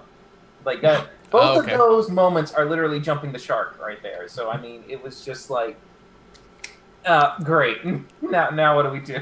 Kind of thing. Okay. No more planning anymore. Yeah. The part about D&D is that when you have at least one party member that just goes for it and it says that's enough planning and off they go. That's and they Kurtz. see how it rolls. Yeah. Which is fun, and it leads to things that never should have happened or would have happened, Mhm. and that's usually the glory of D&D is when you have those. So when Kurtz was hopping and going like, how the fuck do I get back? Or Kurtz hopping on a manticore and going, how the hell do I steer this thing? That was probably my most surprising moment. They make the best moments. So I mean, at the same time, it's like though Rin is just like, God damn it, Kurt. Me personally, I'm just going like, oh, thank God, You're someone like, did yes, jump. yes. Someone did it. Yes, Queen. Yeah. So it's like I love those, but they're happy surprises. Yeah. Those are my surprises that I enjoy. I'll be honest, I did not have a plan when I jumped out into that lava. I was not thinking. Yeah, after you're over there, we're like, someone's How do I like, get back? How do you get back? You're like, fuck. It felt real because I'm pretty sure Dylan as Kurtz did not get that far. He was just like, no, jumping sounds right. This is what I'm doing. And then turned around, I was like, well, ain't that a pickle? But you did get a bottle of Eversmoke. Eversmoking bottle. God. So, Fucking bottle. But I mean, the other great surprises too, the happy surprises. I mean, I know I'm going off of more topics, but I just have to mention you're this okay. because there should be a props to it. Kyle coming up with songs. I mean, the lyrics and the music just out of nowhere and just Trying, man. right there. Trying, I man. mean, La la la la la. yeah, Lilash, and then you had the Bandit Clan Go to Sleep, Bandit Clan for Life, and your Oh, get some cheers. and then you were singing. I think you sang to the Primordial. I think the Fire Element. I think you did. I don't remember, but I also know you sang to the Clones, and the Clones was like that was your yeah. and it lasted. I'm so glad you did it for a full minute because it says in the thing, as long as you perform this thing for a full minute, it takes effect. I'm like, that was a full minute. That was like literally legit time, full minute. I loved it when Finley stuck his head under the water in Vicious Mockery, the Quippers. Yeah. Thanks, AJ. I'm glad you appreciate the song. Hey, man, barding is hard, bro. Hashtag barding is hard, but I'm trying to do good. I'm trying to keep my part for you guys and be a team player. I'm just saying, Lila should definitely leave her almost dead husband for you. Yeah. Right? I tried, man. I tried. What has he done for her lately? Yeah. Not stay alive. About it. He had one job, and it was to stay He got alive. kidnapped. Yeah. Yeah. And he got kidnapped. Yeah.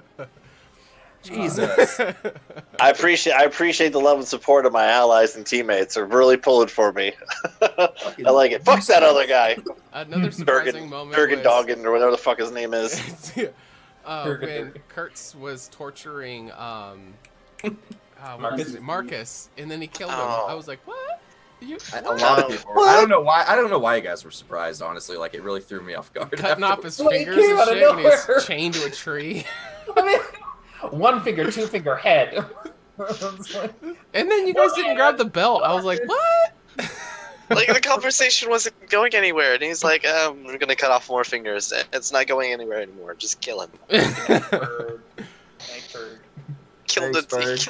He killed just an innocent idiot. No, he wasn't innocent. Innocent idiot. He wasn't Idiot's definitely in there. He was showing a bit more intelligence as the game went on. Like at first, yes, he was a fucking. Oh my god, he was so dumb. Who, Marcus? Yeah. What's wrong with due west? That's very West. specific. Just go west. The freaking, like, he's like, it's 3 days journey, 3 hours later, and it's We're here. like, oh, okay. The maps in my life, all right. is the map to scale. I think so. Yeah. Totally scale. One quick cartography check later, flip the table. Oh man, all good things. All good things. It's Brandy-like. Everything's hard to measure when it comes to there. Yeah. Everything's so big. I mean, yeah. It's like, what is this like? As the gnome walks, and is the gnome like really small? And it's just, Well, they get signed. Ooh, a squirrel, and they're like, oh no, ooh, a butterfly, and then like, yeah, that was 3 miles, dude. It's 2 blocks away. Is it He like didn't know where the place was, but he does know where the place is. right? Oh, that place? Oh, that one. I'm so glad I wasn't there. Or it would have gotten to him way before Kurtz did. Fucking Took me a month to make the map. Takes us a month to get there. Favorite NPC? Oh wait, you guys didn't go Spaz and Oh yeah. No, we didn't. Come on. Come on. I would say the moment that made me, any moment that Dylan's like, this is a dumb idea, or when he gets that look on his face where it's like, I want to do something with it. He always like ponders up in the sky. Like He he's got a does, little which bubble. it bothers me, but it's so surprising. But the Manticore, I almost pulled hair out because that was like, he's gonna kill himself. And then we're gonna kill him because he killed himself. We will drive to cold ass Montana and kill you. But there was Rin, and Rin was just coming. You're like, I know what's happening. I know what's gonna happen. If things were different, he'd be dead. That was a pretty glorious moment. And then he wrote it down to the ground. Epic. So I good. kind of. Was anybody else wishing that he just missed the attack and just flew over the Manticore? I actually thought that was gonna happen. Did anyone really ponder that he was gonna jump on it? Like, I'm sitting on my fucking flying lizard, this is gonna be good. It was so obvious he was gonna jump on it. When he started to think, I'm like, okay, maybe he'll jump in it. What, jump and kill it in the same? No, that was pretty not sweet. the thing. Yeah, And I didn't fudge the HP on that at all. He really was low. No, My intention was to save the lizard. yeah, exactly. And then he Oh, ends up for dropping. You did save him in a sense. Yeah. Which I was waiting to save the lizard, but then the lizard whistled his mouth. I'm like, oh fuck it, well I don't need to save shit. No. Fucking professional. Typical Tuesday, no big deal. Just another Tuesday, gentlemen. How do you get into D&D? I got into D&D with my old LARPing group. Got me into it pretty much. It was Oh, you started LARPing something first. interesting. Huh? I said, you started LARPing first. Yeah, I started LARPing first. I think we went over that in older RDI, but yeah. LARPing was what I started in, then we went to D&D, which so much more freedom, and you could do a lot more crazier shit. Mm-hmm. You get away with it. But yeah, it's fun. All right. I don't know. I did some pretty badass stuff. You could definitely jump on a chimera from a flying lizard in real life. Sure. I mean, yeah, and you did it to a manticore, so yeah. Take enough drugs and anything's possible, No, guys. that's true. The entire time you're just laying in bed. Killed Kyle. Oh, great. We need a new player for Finley Shenanigan. Oh my god. Take enough drugs and anything's possible. Where do I get that t-shirt? Where do you get that drug? You would never be able to. We have Where so the- many pending t-shirt designs from this Yeah, stream. man. Bandit Clan for life. Bandit Clan for life. On needs to the be our back. first one, though. Yeah. We should just have one that has like every hashtag catchphrase that we have in the show. Let's see, we got Bandit Clan for life, Finley, don't touch that. Know Your Dragons, Hug a Know Your DM. Yeah, there's a lot. Good stuff. Do we have anything else for campaign creation to go over? Now, is that what we're talking about? Yeah. I thought we were talking about like dicks. I don't know.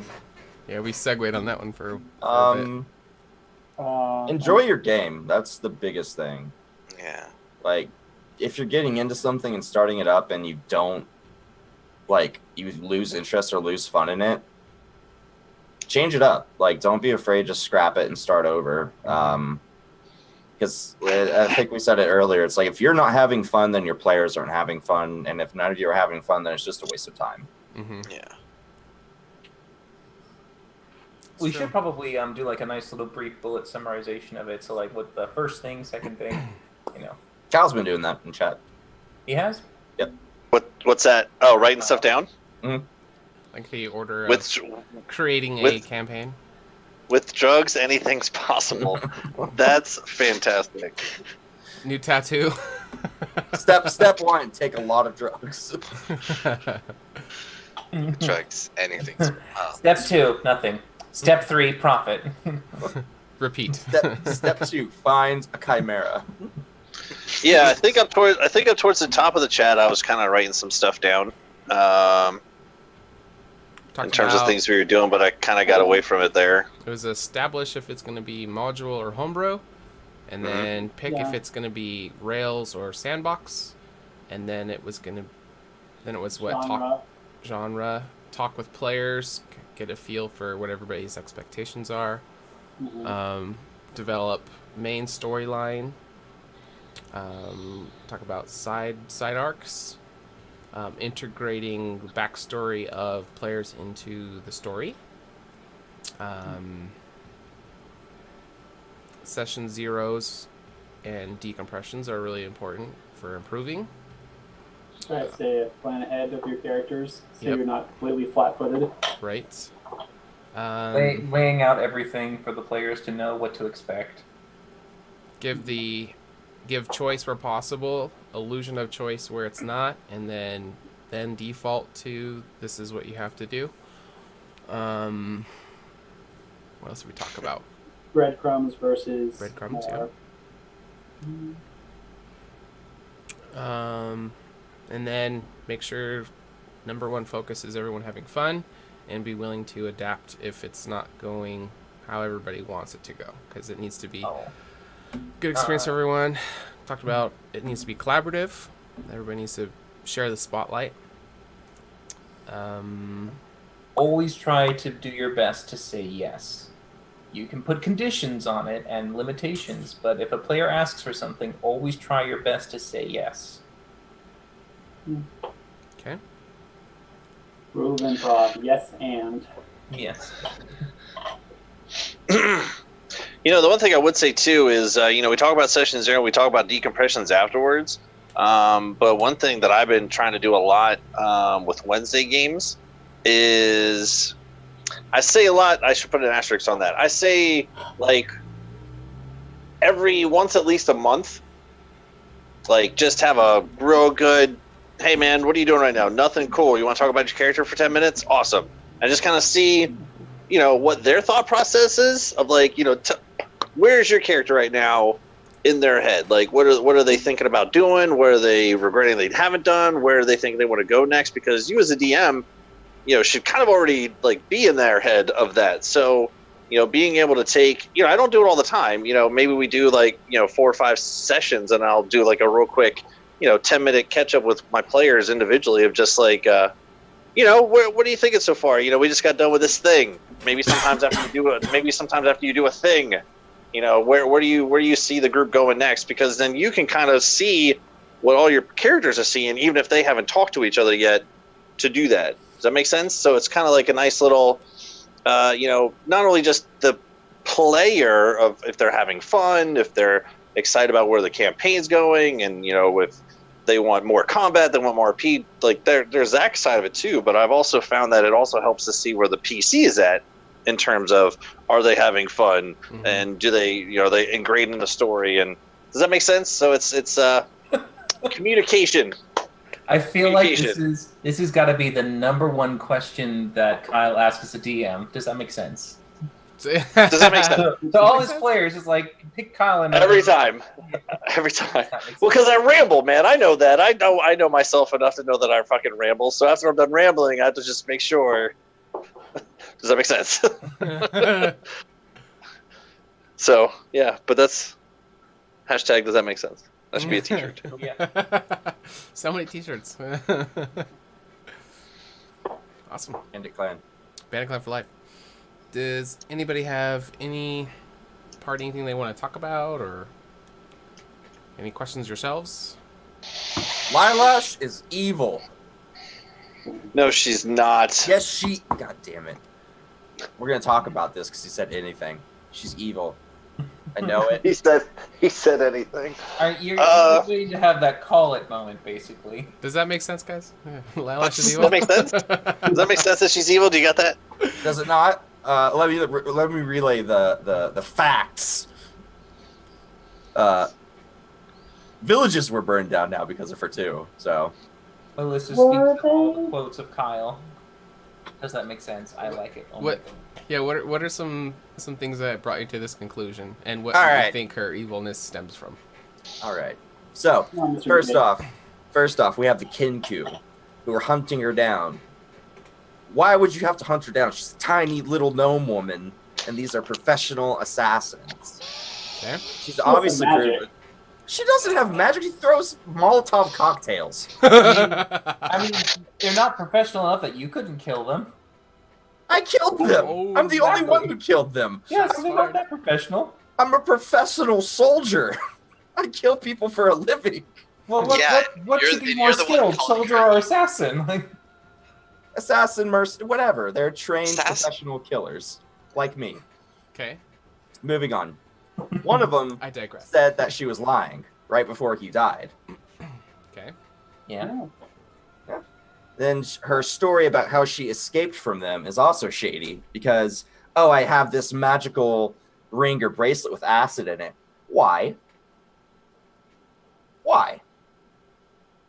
Like, why would you need that? Why would you have that? Who would ever need that? Especially if you're just a friendly magical merchant. Why won't you have something more practical? Why do you have an ever-smoking bottle and pull it out all the time? Because I jumped over lava for it. I mean, I feel like she got the ring and she's like, oh, maybe I could use this sometime later. I don't have a house to put my shit in that I don't need.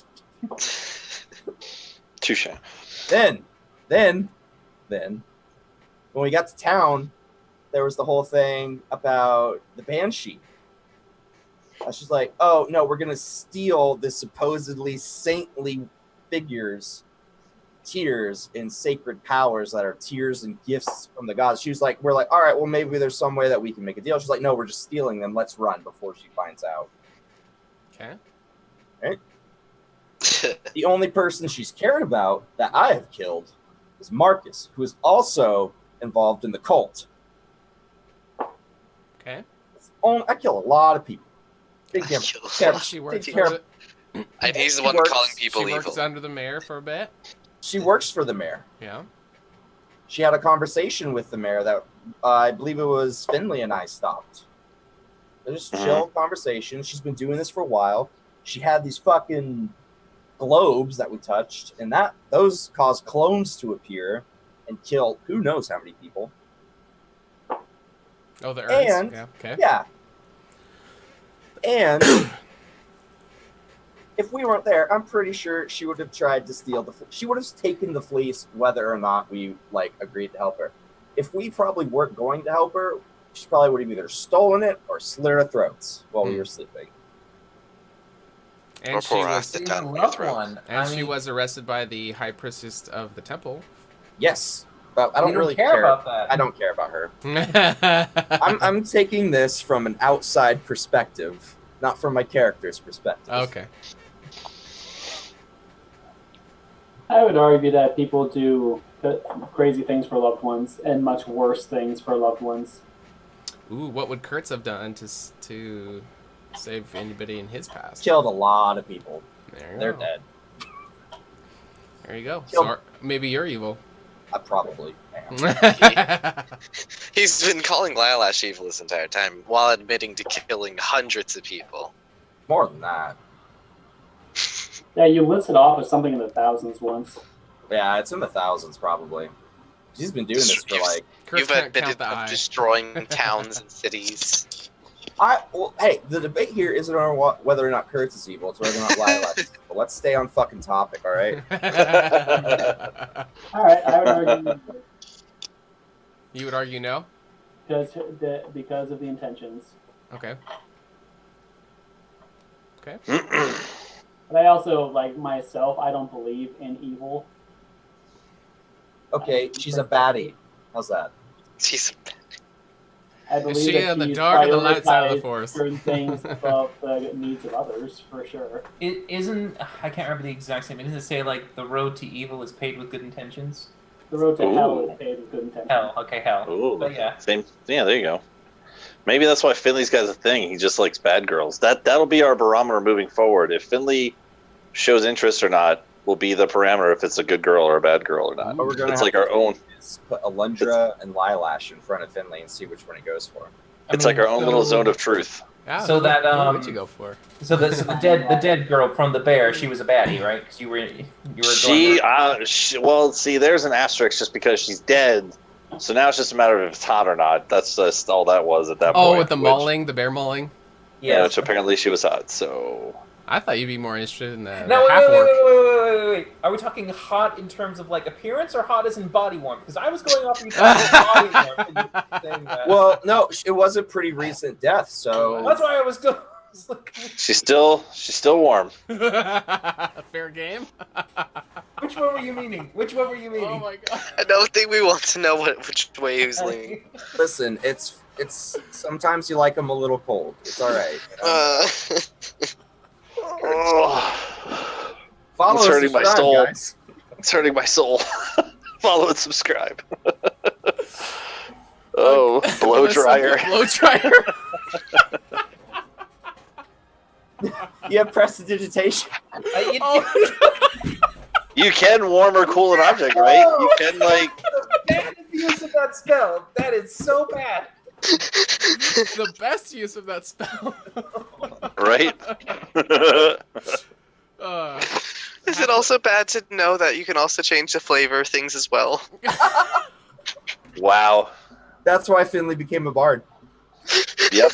Just if nothing else for that cantrip, just to be able to soil. Prestidigitation. And he was like, oh well, I guess I could learn this other shit too.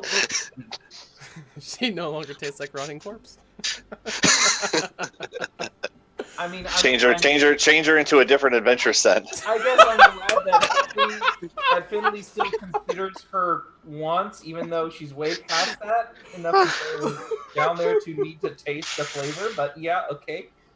Yeah. Taste the rainbow. Yeah, that's a good Put some spot Skittles for, on. Sponsor plug, right? Adventure Just Sense. a plug, just a real quick one. Yep. Just a little quick. Let's hope Right. they don't watch these. Oh my god, that's so good. Great. Now, I love I the want to know what apparently Finley's ideal smell is. What does Finley want his prestidigitation to smell like? Skittles. He was half expecting those beads to go up into his nose during yesterday's broadcast. He's like, oh my Oh God. yeah, man. I was getting it. I love these things. Connor, did you get your package? Not yet, but I've seen. Oh, what? Oh, Weird. All right. You got Well, Melissa, give us something to talk about, or we will conclude the broadcast. Give us something good. Butterscotch ice cream. Not my favorite flavor. Yeah. Of people? Of people? What? Oh, was that Yep. was that the scent?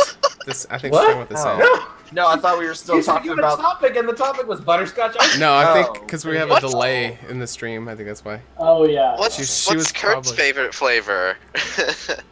sweat and blood and leather. Apparently, he wants that. Mm. He wants that war feel. Delightful. 10%. Delightful. Kurtz's favorite flavor? hmm That's a secret. Ooh. That's a secret. Oh, okay. It's funny the stuff he chooses to share and the things he doesn't choose to share. I'll find out eventually. It's like cherry jubilee or something. Ooh, we got somebody new in the chat. Ooh, He yes, said, we do. discuss the wishes for the next D&D. What does that mean? Is it Uchimata? Oh no! Oh, Episode? Uchimata Master. It sounds like a Japanese name. Maybe it's... I mean, it's not Uchiha, but yeah. Yeah, it's not Naruto. Like the next D&D, like the HotA, like HotA 2? Next That, version? HotA 2? Probably HotA 2. Okay. Oh, so like 6th edition of D&D. Oh. Or possibly, edition 6 for... Oh, okay. Either one. Either one. Well, We'd love to see them. let's do 6E. Them putting Sixth more edition? words into everything, because it's really left to interpretation, all of 5th edition, which is kind of bad compared to older ones. Mm. Can you give me examples? Especially for spells. Yes. Yeah, a lot of the spells are really up to interpretation.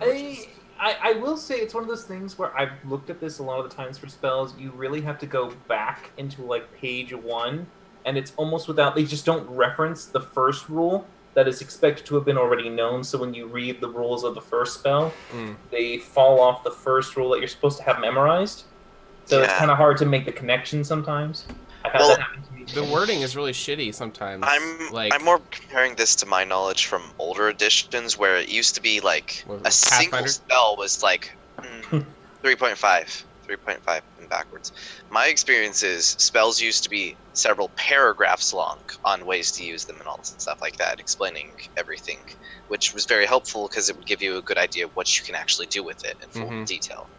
It's now left to maybe if your DM allows it, but we're going to give you this basics, and you can go off of that. Have fun.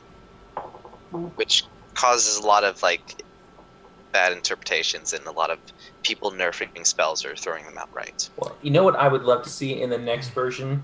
I would love to see them come up with some kind of means or way to actually officially make it so that they can do a plethora of different races and actually making it so that they could be legitimized. So like a table that basically allows you to understand certain stats of them, fall into certain categories. So you say, oh, I want to make something that's the size of a gnome, but it's not a gnome. So it's some kind of let's say a toadstool person or something like that. Or if you wanted to make a I think more half breeds would be good. Yeah, half breed, anything like that. I would love to see them dwarf, a half, stuff. Yeah, and I would love to see them make an official statement of that. Because I feel like the races, there are a lot that could be used, and so many of them are falling into the NPC category, and they just don't want players to play them. But I think it'd be great if there was a way that they could at least, almost in a sense, because there is almost a unique pattern with every character that there's a plan. There's always a +2 and a +1 in something, for their stats. So you find a way to figure out what those will be for that race or whatever. Maybe you find it out, or you can customize it that way, and then you give them 3 of the specific feats: dark vision, keen senses, and speak with smaller beasts. So there's these plethora of little things that every single one has a version of it, and that's how they're balanced. So it'd be a great way for all these new races that people could make up on the spot. They could make up their own races for their own worlds, and they would have a chart or a system that they could put in there for them to go off of and make it balanced. Something that can be balanced, because I know homebrew is brilliant and fun, but balancing your homebrew is very troubling and very hard. Yep. I think a total rework of currency and items and advanced items, not just here's your starting gear and good luck. DM's got to come up with everything on their own. They have charts of magical items, but it's very shitty. I mean, none of the monetary values make sense for everything. I think just money is just broken in D&D, 5e at least, and any kind of downtime stuff you want to do for investing your money, you have to refer to an older system like 3.5 or Pathfinder. But it doesn't port over straight across, because then after a few months of them doing downtime investing, they have enough money to buy castles and shit. So I think that could use a rework. Also, I think there needs to be more classes in the game. Yeah, that'd be cool. I think they need to get rid of sorcerer. Oh, wow. But it's such an iconic class that's been in the game for so long. I don't think they need to get rid of any. I think they just need to add some more. I don't know. I think they need to fix elemental monk, sons of bitches. They just fucked that all up. Go ahead, Dylan. I'm sorry. That's true. Oh, you're good. Go ahead, Dylan. Sorcerer's just. I've never seen anyone play it, and I haven't seen a lot of people play it, rather, and those who do, it's usually a small level sort of sub thing. There's no real bonus to being a sorcerer that you couldn't get from doing any other magical class. Not true. I know what you mean. I will say this: sorcerer archetypes, their bloodlines, they're very weak. There's no ooh, I really want to be this kind of sorcerer. The closest one that I think is the fun hee one is the wild magic, maybe. But a majority of them don't have this ooh, there's a great wow factor to it. And there's not a lot of later level things you can get with the sorcerer subclass. Yeah, there's no point of really going 20 levels of sorcerer. It's really good early levels because you get 4 cantrips, sorcerer cantrips. Yeah. 2 spells and what is it? Plus you get your con saving throw, which is great for concentration checks. Yeah. I mean, but they're natural magic casters, obviously. Yeah. I don't know. It's just I play a sorcerer. It just feels. It just feels out of sync with all the others. And I hate monk, but I even feel monk fits better than sorcerer. Kyle, hold me Don't back. you talk Hold me about back, my Kyle. like that. Yeah, right. I sat up a little bit when he said that. You see that? I sat up in my chair. But no, I mean, I will agree with the sorcerer. I think sorcerer's really cool. I just think that, like, and even in Xanathars, it's like they're like, fuck, we fucked that up. We need to make some other cool shit. They try to make cool.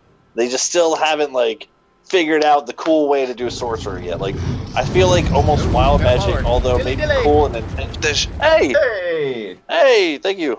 Oh, yay! Shadow sorcerer. It's like Okay. it's like how do I say this? It's like the Wild Magic one. It's almost like they went through all the other classes and they had like 3 subclasses left. They're like, oh, we got Wild Magic and Draconic Bloodline. What do we have left to do? Sorcerer, okay, and then that's the one that they gave it to. You know what I mean? It's like they didn't put much thought into. I don't know. I agree. Like Sorcerer, I think could be so much cooler. It's in your blood and magic and shit like that. And I've seen Sorcerers played. I think they're pretty cool. But I'll go back to Elemental Monk every time. Elemental Monk is stupid. They should so make a blood magic sorcerer. I would love to see a blood magic sorcerer. Oh, Demomancer. Yeah, I mean, come on. If magic's in their blood, if they could somehow utilize it that way, I would be like bloodletting to make, spells happen or something. Yeah. Like they can take some HP away and then do a little bonus to their spell or something, or change it up some way. I mean, it's that'd be cool. Elemental Monk, so fucking stupid. Monks are broken to begin with, though. Like at level 7, they just. Well, even level 6. When they get magic weapons always, all the time. Yeah. But anywho, I have a question that I really want to answer and have all you guys answer. Yes. It was from Clicks. What is the most fucked up thing as a DM you have ever done to your players? No judgment. And I'll go. Answer it, Connor. Go. Okay. So in my in-person game, I had set up my players. They were defending a small town, and their enemy was a drow.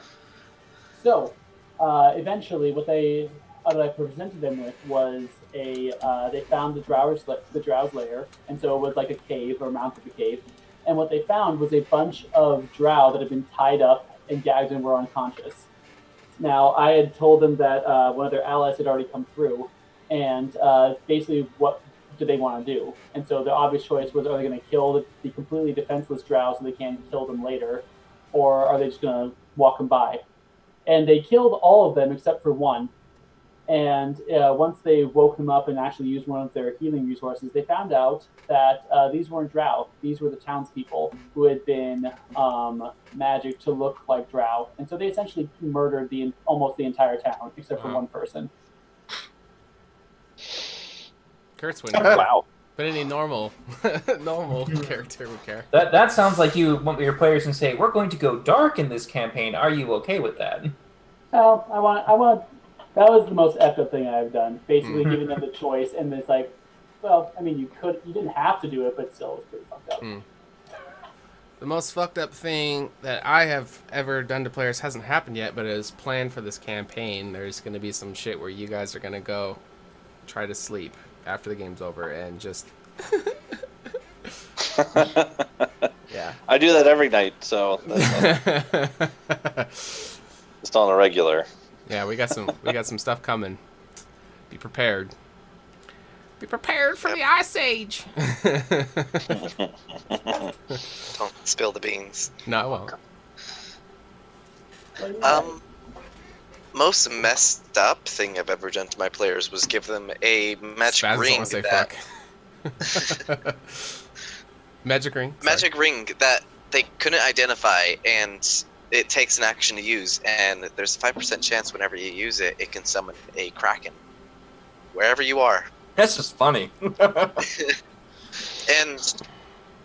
I think I've already gone over this story, but when they did try to use it, they were on top of a mountain, which caused an avalanche with a kraken inside the avalanche as they were going down this mountain. Which they rolled the 5%? Yeah, they rolled the 5% as they summoned a kraken on top of a mountain as it caused an avalanche, and they just... That's pretty shitty. Oh, that's pretty good. Yeah. That's pretty good. More epic than effed up, though. I mean, it's no jumping from a flying mount to a manicore, cutting it up, slicing it to death. Yeah.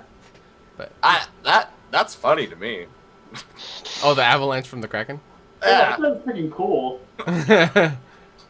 Well, it's not like you made it appear. I mean, It they wasn't just rolled it. intentional. Yeah, they It just wasn't rolled it. choice It- that made you- I that's what can't think. say it wasn't intentional because I gave them the ring. But I you was never hoping- told them what would happen if they rolled Mm. the 5% chance, and so when it happened, They're like, what? They, Yeah. What the they hell? didn't even know there was a 5% chance. okay, you see that's how it becomes fucked up for the players. To be fair, Yeah. if that happened to Kurtz, I just like be like, ha, cool. I choose you, Pokemon. Yeah. What the fuck? This ring is amazing. Activate Yeah. this Also, all the time. they don't have control of the Kraken. It literally just randomly summons a wild Kraken. Oh shit. It's still hilarious. Yeah, It's because gonna do tentacle all over the place. that would be ridiculous if they could control it in this magical world would. of Yeah, perfect. monsters and dragons. That would never happen. Not in this magical landscape. I don't think I've ever done anything fucked up to players yet, but we're only just getting started, really. Mhm. We just turned level 7, so now is when I can take the gloves off a little bit more. And Oh, they're ready for Oh. Beholder. Just throw them at it. Yeah. Yeah, they're ready for some Oh. dumb shit All now. the elves are pretty fun. Have you guys ever faced as a player a Beholder? Yes. Actually, Yeah. recently, Technically, last yes, but it wasn't a fight. this Saturday, I actually faced Beholder. It died instantly, sadly. Well, what level were you guys though? We were level 12, Oh, that's why. Yeah. That's why. and If you're- Gus, our assassin Gloomstalker, just killed him. That anti-magic The cone, first man, one. it fucks up everything. It makes it so hard. Oh, yeah. Yeah. I do know my most fucked up moment. It took me a while, but I remember it. One of my players got a little ballsy in one of the towns, and they were really trying to get basically a little bit more than what they bargained for. They were trying to convince a very high-level wizard to kind of give them more than what they wanted because they had discovered a great rare treasure. And he was selling it to the wizard, and the wizard wanted to know where they got it. He was very interested in knowing the location of this very specific place that they had found it and how they retrieved it. So he took one of the party members who was trying to also get more money for it and whatnot out to dinner. And during that time, he cast a mass suggestion spell on him, and he cast it at a 9th level. And he secretly did it to cause him to basically. He said, "I want you to trust everything you do with me," and he rolled a nat 1 on his save, and so he was beholden to the wizard for a year and a day. And I basically made it so that the poor guy, because every time he went back to town, he would always go to see the wizard, and the wizard would tell him to just forget everything he told him. And trust me, you don't want to remember any of this. It just, like, he was completely charmed by the guy. Mhm. And it led to the party being fucked up so many times because so many points in the campaign, things would happen against the party where, like, they would uncover treasure or they would find something, and then the next day they'd find it gone, and they don't know where it went. And so Mhm. a lot of their treasures and a lot of their rewards are being taken away from them, and they were all really pissed at knowing what the hell was going on.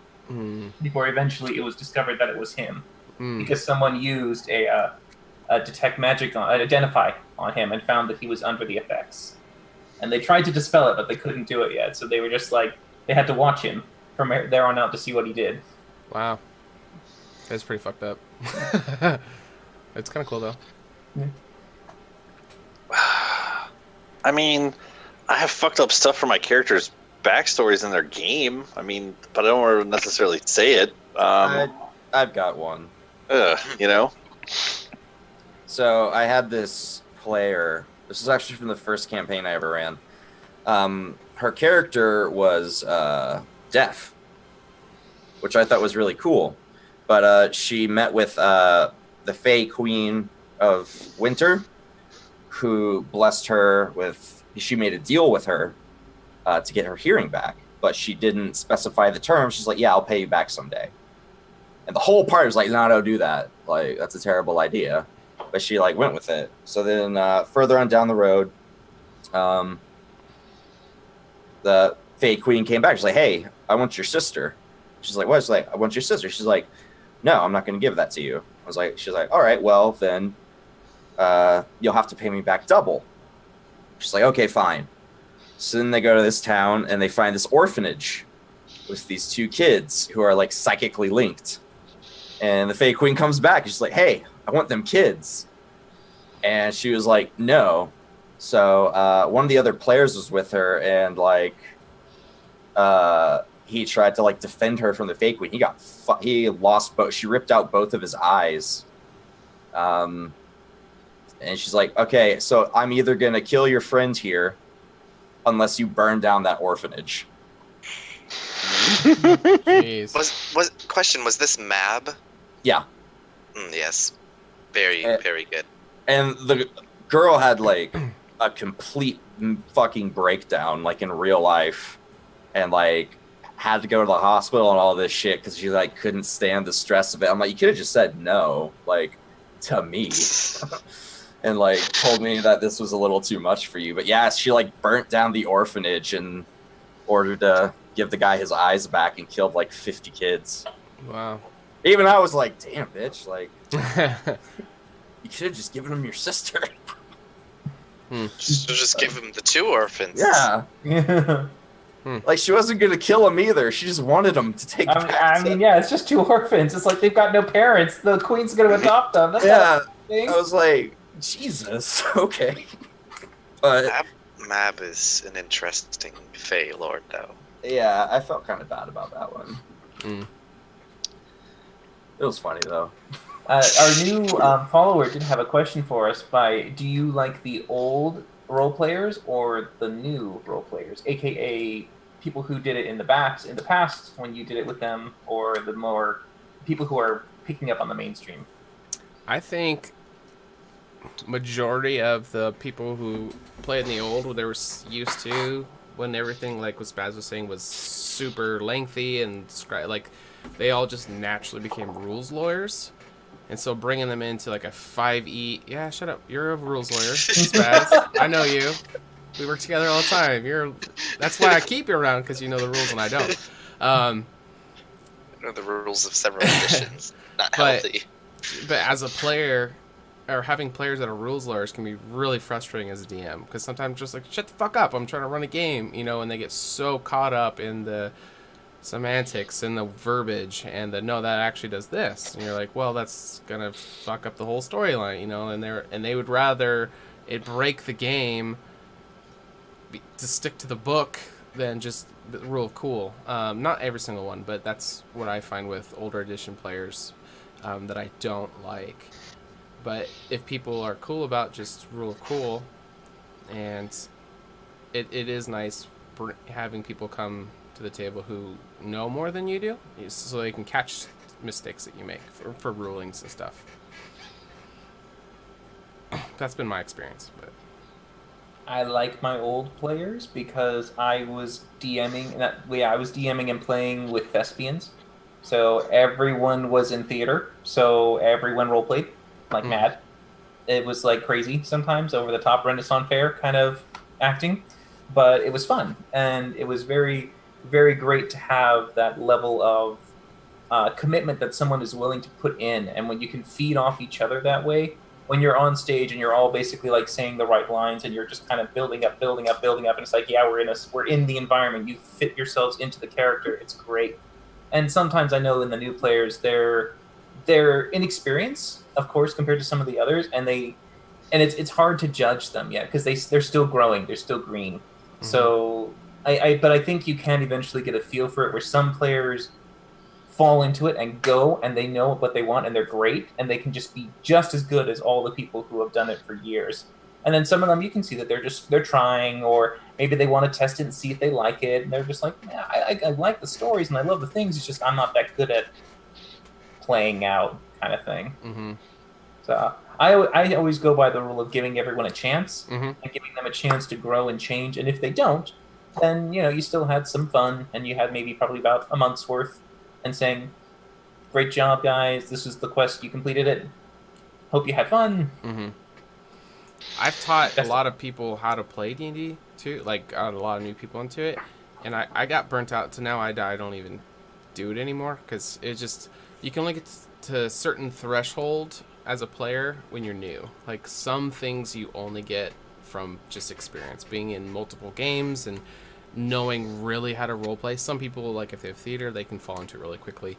But now my preference is playing with experienced people, and because I like being around people who know how to roleplay, where you don't have to like hold their hand or tell them how to roleplay, or where they can just do it naturally. So I can just focus on running the game and throwing things at you guys. He's asking about generational, I guess. Like, I know some of the difference. When I played with some of my dad's friends a long time, they were okay with having your character die.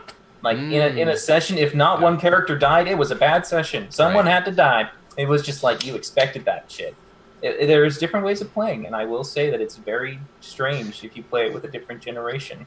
Yeah, I don't like playing with younger generations as much. I really don't like the current tweens right now, because they really make it feel like it's a video game. And I'm like, it's not a video game as much as, like, you playing, like, World of Warcraft and stuff like that. It's not about getting the min-max numbers, and it's not that. This is not D&D. And they want the pop culture tie-ins instead of the lore stuff that's just naturally part of fantasy. Yeah. The older generation, the term was meat grinder, where literally you just are throwing characters in, and you might come back at the next session. Probably not, though. Yeah, that's true. Tomb of Horrors, such a great module. I love that one. Oh, she said instant gratifications. Yeah, that's. Ooh, yeah. Yeah, that's big with younger Here's my players. entire backstory. Right. Which is opposite of which you guys don't know shit about each other, and you've been playing together for months. Yeah. I mean, as the I'll say as the baby of the group in terms of experience, because I haven't played with older generations or anything, so I have nothing to compare with. But with what I know from talking with someone who played, a long time ago, someone who I used to work with, I know that's definitely one of the differences is that some of the older stuff was, I guess you could say, quote unquote, harder, as in AJ said about, like, if someone didn't die in a session, we weren't playing D&D that day, and that's fine. I mean, it just depends on what you're trying to play, though, because I would probably say some of your newer stuff, like 5e or anything like that, and obviously watching other people play like Critical Roles and things like that, where you have that as something to default or compare to, I guess, just to kind of. It just depends on what you want to play. Like, if you want to play a murder hobo or adventure and kill stuff, and if you die, great. Or if you want more of a story where your character develops and stuff, I mean, I think it goes both ways. So I mean, again, I don't have any comparison to the old school stuff. I just know that this is pretty cool. I like where this is at in terms of, like, if I'm trying not to die, and if something hard comes along, I'll try not to die. But I'm more interested to see the story aspect of it than how many characters I can come up with when this one dies, because then you can't really. Do you really develop a relationship with your character at that point if he's going to die every other session? I mean, I don't know how that works, but again, no frame of reference, just what I thought of.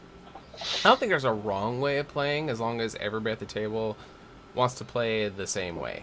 I think the problems arise when you got people who want to play different ways. So if you have a group of, the older generation that likes the whole, we're not going to survive this, that is great. But if you have one person there who doesn't like that, then that's where the problems come up. So sure. As long as the group's on the same page with the expectations. If we know that we're going in and we're going to be up for a fight and stuff, well then, that's what the group agreed to. But if the group also agreed to, more of a story-based kind of thing where we're going to go through and the chance of death is still there, but not as high and mighty as something like where, I have to bring a new character to the table every week. I mean, if that's what you agree to, that's what you agree to. You know what I mean? Mm-hmm. Word. Does that make sense? Yeah. Oh, no one picked up on that? That's all right. Picked up on what? Does that make sense? Yeah, it makes sense. Yeah. Yeah. Does that make sense? Yeah. Does that make sense, guys? That makes sense, Kyle. It makes literally my number one. It's literally my number one hashtag quote. So I just want to make sure I say it. It makes a lot of sense, Kyle. We get dollars from you. Or 50 times a stream. Or it makes a lot of adventure sense. Oh yeah, a lot of sense. A little how plug many there. different ways can we stretch the word sense? A lot. Awesome. Well, I think that concludes our talking about the campaign creation, because we kind of strayed from it for a bit. Unless anybody in the chat has any questions for us. Uchi just There was one more. said, One more question what other came up. games y'all do on here? Let's see. Tuesdays we have our 5e campaign. Wednesdays we have our talk show. Connor just started up a campaign on Saturdays. We Yep, have it's gonna upcoming. Yep.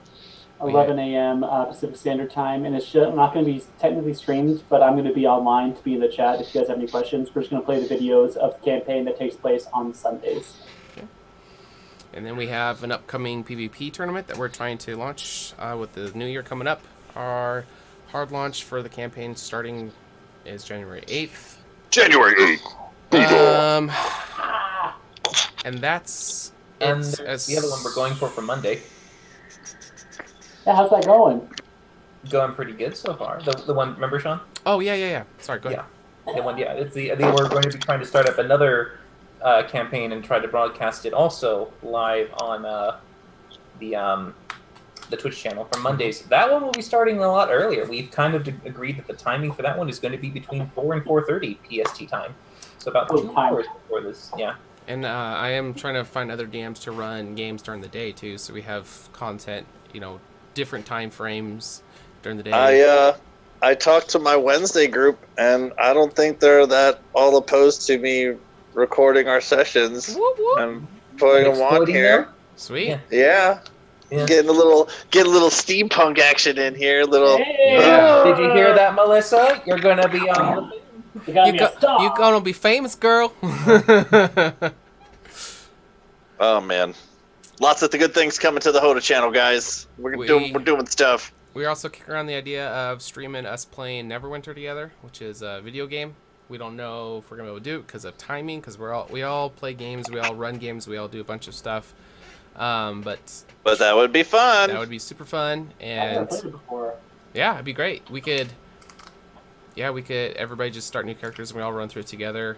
I'm definitely gonna transfer shit over from my old account, but I'll still be the same level as you guys. I think it'd be fun. Got Discord or something for the group? We do not. We do everything through. Well, we have one, but we haven't ever used it. I don't even know what the Discord channel is. What the hell? Yeah, so we can The start. devs Oh. Yeah, we yes. use it for a while. We use pretty much Skype for everything, but Yeah, we for the could calls. we could definitely get a Discord going up.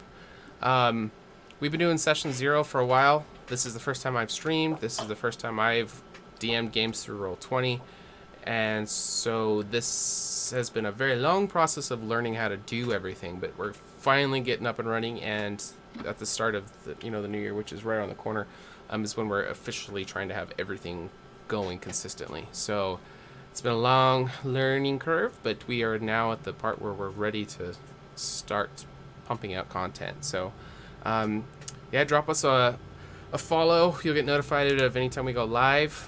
Sometimes stream some video games that I play on my off time too. Let's see what else. Anything else to plug or We're hoping to coax Kayla to play some stuff when she gets a computer. Yeah, and Kyle needs to buy a fucking laptop. That I too. know. Okay, I'm Kyle? 4. All right. Buy one. Go use Yeah. your phone. You can do what I think I can actually do what I'm doing now with my old laptop. So I don't know if you have a laptop at all, because I know you're using your phone. He did have a laptop and it broke. Yeah. I have one lined up. I have like 2 that Sean's been helping me look at. So I just need to sell my soul, and that'll be fine. It'll be fine. Like what's a soul? What's a soul go What's for? a Like soul? $2,000 anymore? Yeah, it should be fine. Enough Pretty to buy a decent good laptop. Yeah. The best part is if Kayla starts playing, she can just use Lilash and play an evil campaign. Ooh. Oh my gosh! Just Just one more- Because you're Just convinced one more she's evil. drop. Yeah. So we have lots of stuff. If any of you guys are in a session that records or anything, you guys want to be on the show, just reach out to us. Our website is hotarpg.com. Our email is hotarpg@gmail.com. Everything's hotarpg. We're looking for more content for the channel. We're up to what? How many? 118 followers. So we got Freaking great. a little decent following. Our main audience comes on Tuesdays for the campaign, but yeah, we like having these talk shows. We can just talk about anything D&D. We could reach out to you guys in the chat and talk about whatever you guys want to talk about. So it's a pretty fun way to just stay connected with our community. Anybody got anything else? Thanks everyone for watching. As always, HotA's on Tuesdays. Bandit Clan for life. Bandit Clan for life, kids. Also, know your dragons. Know your dragons. Know your dragons. Hashtag know your dragons. Yeah, and don't forget, D&D is Dick for Dicks. Yep. Let's throw. There it is. Let's throw Uchi some points here, some HotA points. Since I don't. Sure. Has some. Let me pull that up real quick. Yeah, for joining in. Yeah. Thanks for joining too, Melissa. How do we spell that? UC. Okay, so you got some points. Dylan, do you want to run through what HotA and loyalty points are, just so they know? So, by watching, you accrue 2 types of points. You get HotA points, which you use in our games and raffles. We do raffles at the end of our RP sessions. I'm not sure if we do at the end of all of them. I do know we do them at the end of HotA. Sorry. What? He just said RP sessions, and I just need it as RP, not RP letters, but RPing sessions. So, you know. Anyway. Thanks, AJ. That's just... You dick. RPing. Loyalty points you also get by watching. You can use those to redeem in order to buy either the party or the DM health potions or inspiration points.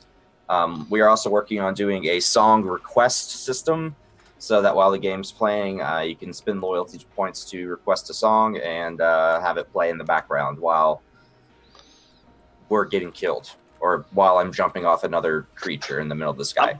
I'm pretty excited for that. I think it's going to be a lot of fun. Yeah. Yeah, those are HotA points on the loyalty points. You get points if you subscribe. You also get a better win percentage in all the events if you subscribe. You get a icon as well, and you can also do our HotA emote depending on which tier you subscribe at, which look like that. And initially, you too could be the happy owner of some of these blue tokens. Yeah, and at the end of our games on Tuesday, we do HotA token giveaways, which all of our players and most of our regulars have at this point. We send 10 of them, so you can give them out to your friends and stuff like that. And if I'm not mistaken, are we going to start working on this as giveaways to give away to people? Yep. At some point? Yep. I think that'll be fun. Picked up our first sponsor, which, Dylan, go ahead and plug because you found him. Yeah, so we have our first sponsor, Adventure Scents. Essentially what they do is they craft little scent packets of scents for your